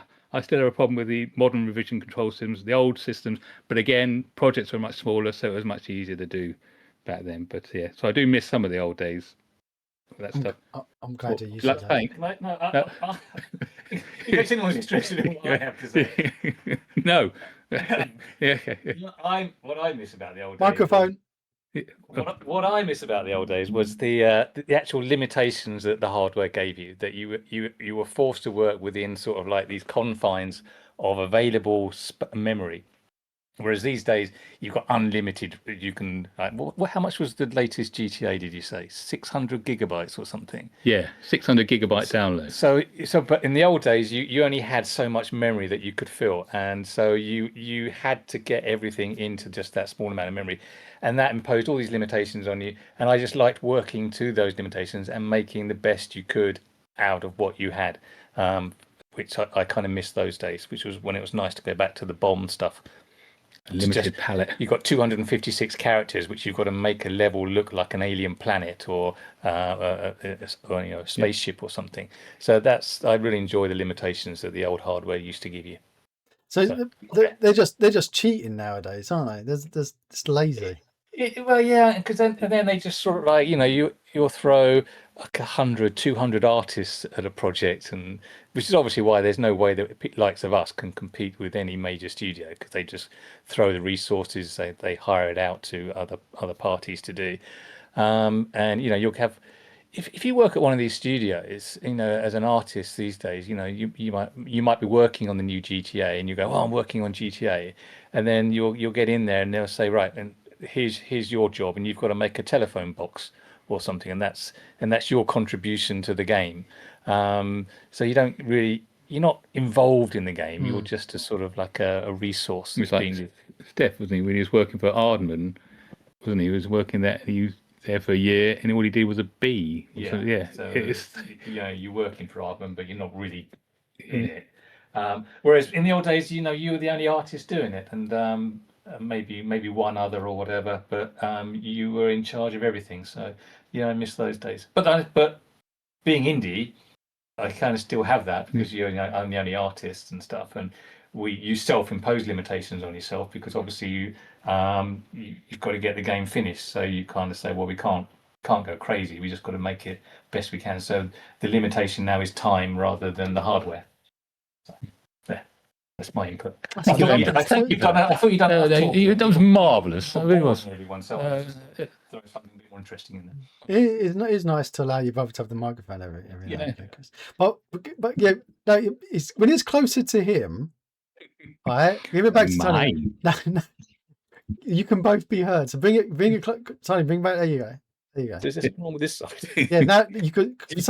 For some reason, when it's closer to you, both of you can still be heard.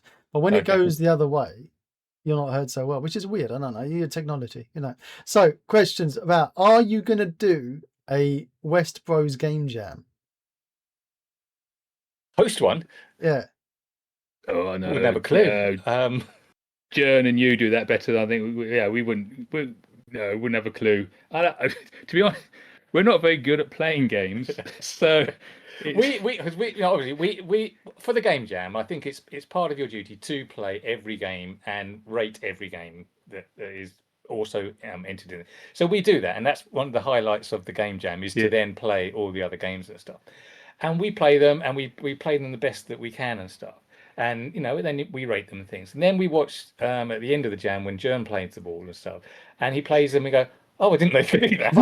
Oh, that's how you meant to do it. Oh, you didn't see, and then it sort of really opens up, and you're thinking, oh, I need to go back and maybe adjust some sort of scores But or it's something. too late by then, isn't it? Well, no, well, because then we watch other people play them as well, don't we? Yeah. Because there are other streamers that are going through them and playing them and stuff. And you're thinking, oh, well, I was probably a bit harsh on that because I didn't know you could do that. So I think we'd be probably pretty bad at hosting it, to be honest with. I'd much rather just be entering it because that is actually, it is one of the highlights of the year, I think, for it is to We look forward to it. shame we haven't done them before, but Well, really look forward to it. Jern's saying this year we could do a big collab. So Jern, let's all hold hands, sing Kumbaya, But and do a big jam. Now that I'm actually alive again, and I have a computer, and I'm no longer working for a company that is sucking my soul, we can do that. That'll be fun. I'll hold you to it. Have you ever made a board game? Yes, yes, I have. And interesting, during COVID, obviously, going back a bit now. So now, yes, now it's my turn. Yeah. And so I was a bit, I know it's for us, it's the same as normal day anyway, but and stuff. But a friend of mine had a game called Exploding Kittens, which was a Kickstarter game. Is that your friends? Yeah. We've just got that. I got it for the boys at Christmas. Oh, it's a great little game. It's basically Uno, I think, but with but I really enjoyed that. So I set myself the challenge during COVID to design a board game, a racing game that's a board game that is card based. There's no dice or anything to roll in it, and it has all the strategy of racing. And so I did, and I spent maybe a couple of months designing this game. I printed all the cards on my printer, and and the board and everything. And it is something. It's called, instead of Ages of Speed, it's called Cards of Speed, and it's a full-on F1 racing game with all the tactics and pit stops and everything. But it's all card-based, quite simple gameplay, but with depth to it.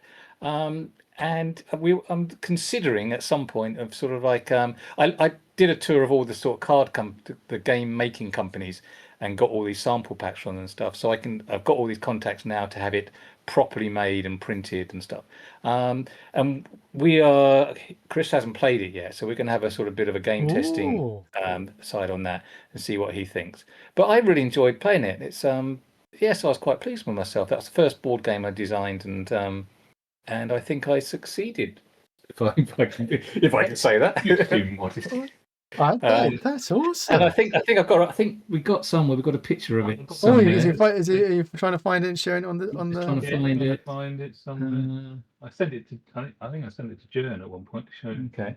Well, if he finds that, yeah, but it was a good challenge, and I really enjoyed. And the nice thing, of course, it's there's no worry about poly counts or coding or that sort of stuff. And testing is really quick. So I did hours of testing and playing it with myself and with Susie and other people and stuff.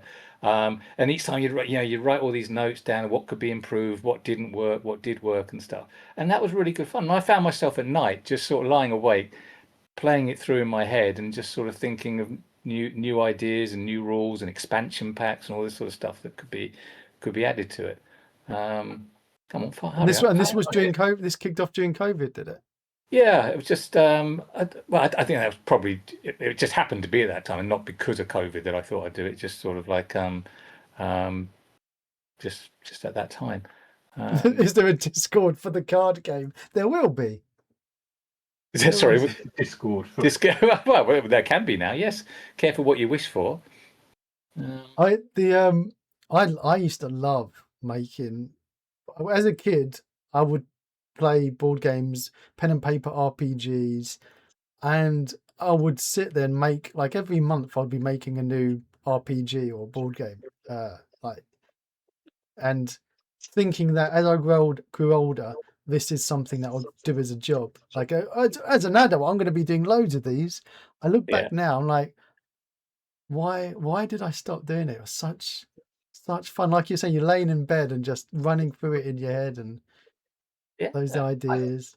I'd have a little notepad by the bedside, and if I was lying there, I'd sort of then quickly just write the idea down so I didn't forget about it in the morning, and then do a trial run with the new ideas or print some new cards and things. Yeah, great fun. Mel Yeah, says, I'd have love you tried using Tabletop Simulator? Well, to make it? yeah, I was looking at that because after the jam, there was someone that did a board game for the last jam, and I thought maybe there could be a way of getting it out there quicker. Would be to put it. I mean, I've got no idea how it works, so I'm gonna have to look into that. But it seems like you can do any game using that, so I might give that a go. See how that shapes up. Oh, Joa says that they were famous on Tabletop Simulator. Knowing Joa, it could be for many, many reasons. Joa still gets awards. Okay, for the Joa's famous for the positive this time. Well done, Joa. Right? Collab with Mel's on the Tabletop Simulator stuff. It says this is the stream all about collabs today. So is it easy to use the tabletop sim? I mean, I don't know anyone that's used it and stuff. But Well, you got Mel's and Joa here in okay, chat. okay. Might have to reach out to you, Mels, and have a. Mel says no need for a collab. It's super easy. Oh, okay. Well, Doesn't want to work with you. I am just a humble artist. you got to manage the expectations there, Mels. So, I'm not very bright. If you've got just a card game, then it's super easy. Well, there's all these different types of cards in it. Okay. Mel's just talked themselves out of making a fortune, being doing the collab and saying, "Yes, I'll do it all. I'll convert it. I'll convert it for 20% of the revenue." I'm happy with that. Am I going to have to go and find it on my machine and send it to you? Then you can send it. Well, you're not found it yet, Chris. Yeah, He's scrolling through loads and loads of pictures. We send a lot of pictures to one another. Don't go down that rabbit hole. We'll come back to that then. Anyway. Yeah. Next question. By the way, you've got a lot of house envy, room envy from people looking around your room behind you. This, as we were telling Messio, this is a bit of a museum in here. It's there's a lot of antique things, a lot of it's scientific equipment. There's some rather gory medical equipment. There's when the boys get bored of a night. There's all manner of stuffed creatures sticking their heads. Bit of taxidermy going on. Telescopes, microscopes, any kind of scopes. Got them all. All of the scopes. All the scopes. All of them. Have you got to find it before we go to bed. Now, as I think Irish is just baiting them. Are you into antique? Are you both into antiques, or is it just one of you? Chris was the one more into the antique side of things than as seen on TV. So as seen on TV many times. Yes, if you watch antiques, I don't know what they're called, bargain hunts. Yeah. I think you'll see in there. Front and center, cogging the camera. I called my wife when I was laying in bed one day, watching TV. She was like, "Why are you calling me? What's wrong?" And I was like, "Look, my friend's on the TV. You're on bargain hunt." Claim to fame, that is. Oh, God, I'm gonna have to go. Well, Joan can find it. Wait, okay, you go and find it. Step away. Give me the dog. Okay. Have you heard of junctions? What's junctions? Junctions. Don't know. What's junctions? Irish. They need you to find the pictures of the card game that apparently you've got that you've forgotten about. I would do it myself on Discord, but I'm worried I'm going to disconnect you if I go to a different channel. So I don't know. You can still go to another channel on the. Can I? Yeah. Just don't disconnect this call. Private message. And while you do that, I'm going to push a link in the chat. There you go. Don't forget to pop over to the McSpeedy shop and get yourself some merch. The Bell Rock Bobble, baseball cap, lovely Fatson t-shirt, and also the beautiful rally cap that you can see Chris wearing on the stream as we're talking right now. browse the new merch, as well as popping over to the Unity Asset Store and grabbing hold of some lovely assets. If you haven't already grabbed hold of something. Now, I will be cheeky because I didn't mention earlier, but it'll be remiss of me not to. Right? Have you got any keys left for anything? Should we do a welcome back, seeing as I haven't streamed for 2 years? Yes, we can do that. Yes, whatever you want. Well, no, but it's not whether I want. It's whether you want to try and encourage people to get and then upsell them to something else.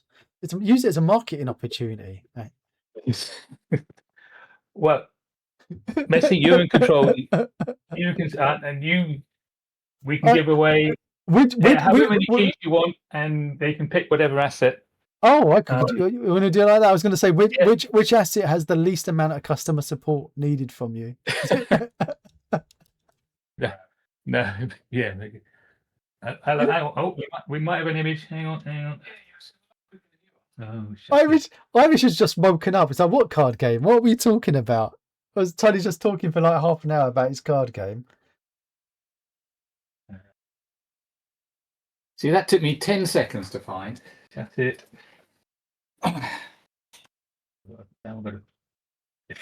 What? But who did you send it to? Who did you send it to? Yeah, it's not saving. Send me the. You're in a group chat. The three of us are in a group chat. So you just put it in the group chat. Yeah, do it in. He hasn't got Discord on his machine over there. So. Is it because he's not allowed to talk to people when he's not monitored? Not after what happened last time. Okay. Hang on, it's coming.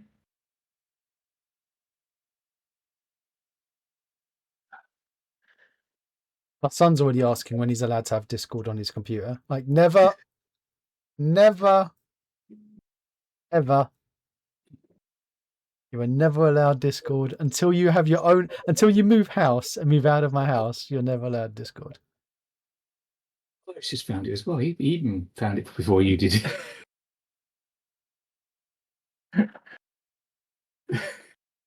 Yeah, that's the one.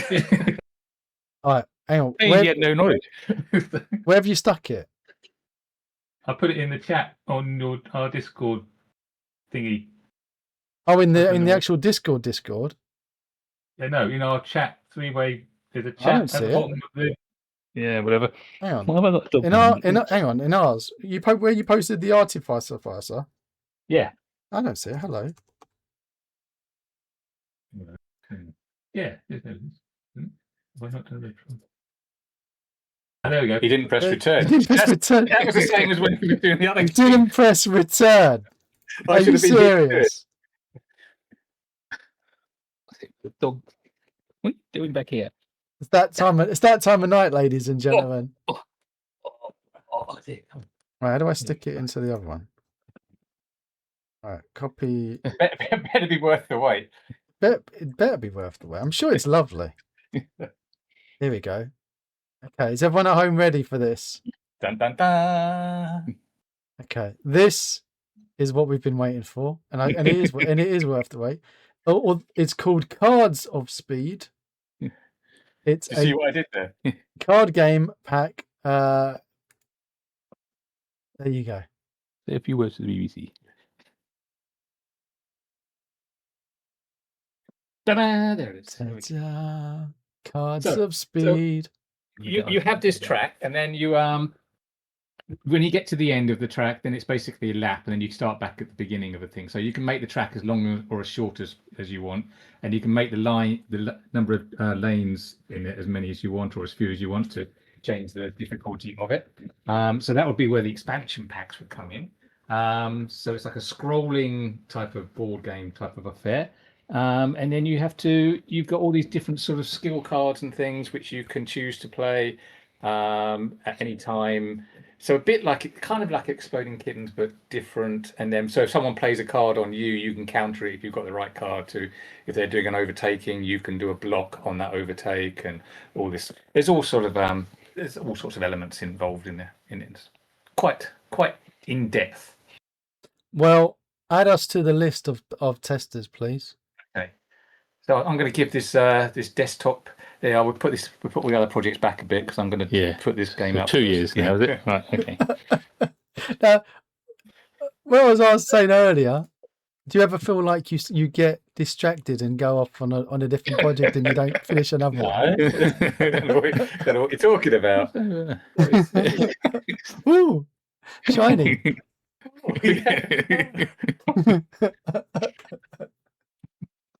The joys of having children and then getting them, like a child diagnosed with being on the autism spectrum, is the realization of identifying yourself in that diagnosis and you're going, oh, okay, easily distracted.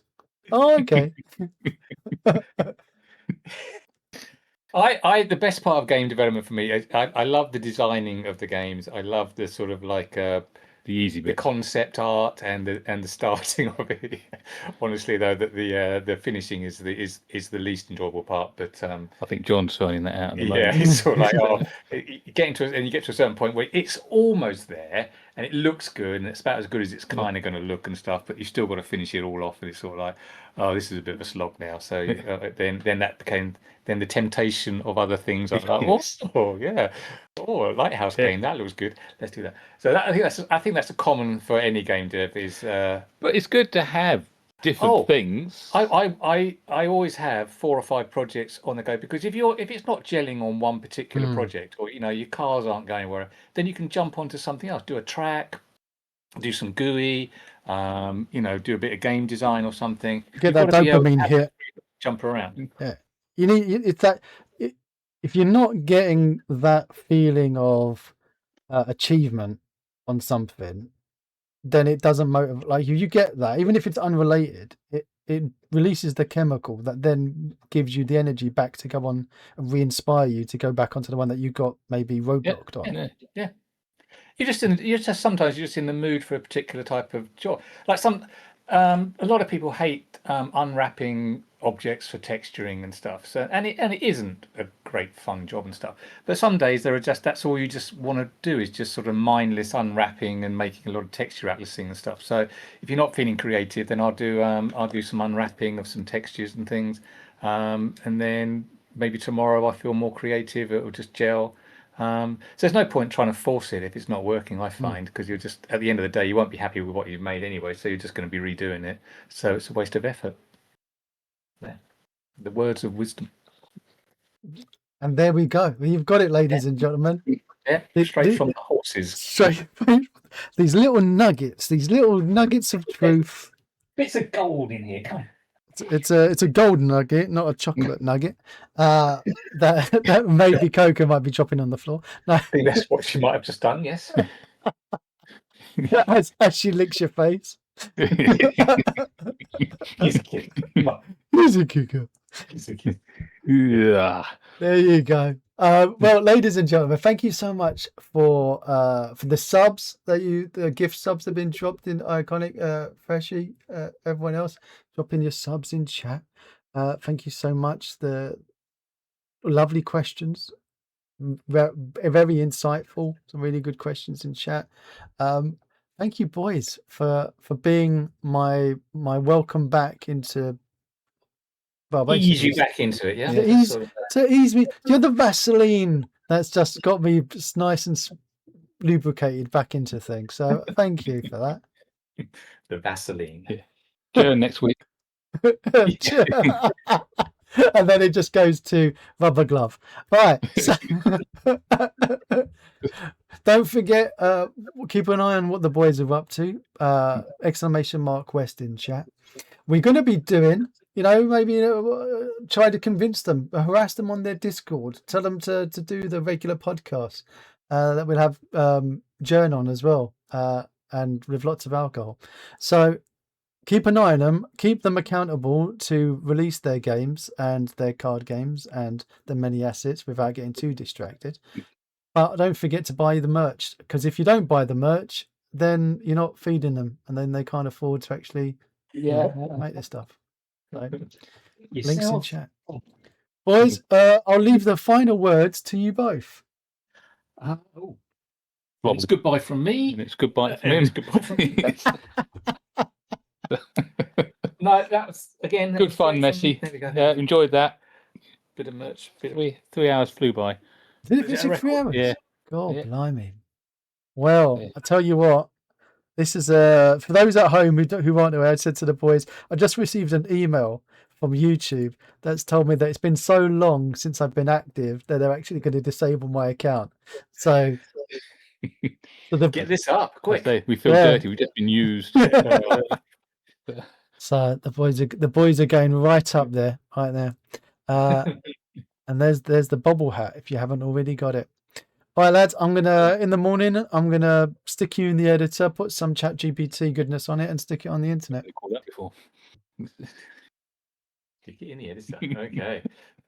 And if you do like it, don't forget, click it, innit? Is that what we say? Is that, Yes. is that it? I can't even remember how I'm supposed to end it. All right, boys, I'll catch you later. Great fun. Thank you. Thank you, everyone. If you want to see more of my crazy videos, click on the left side of your screen now. And down below, there's that big juicy subscribe button. And right next to it is the magic bell that if you click it, it will tell you if I've got a new video coming out. Till next time.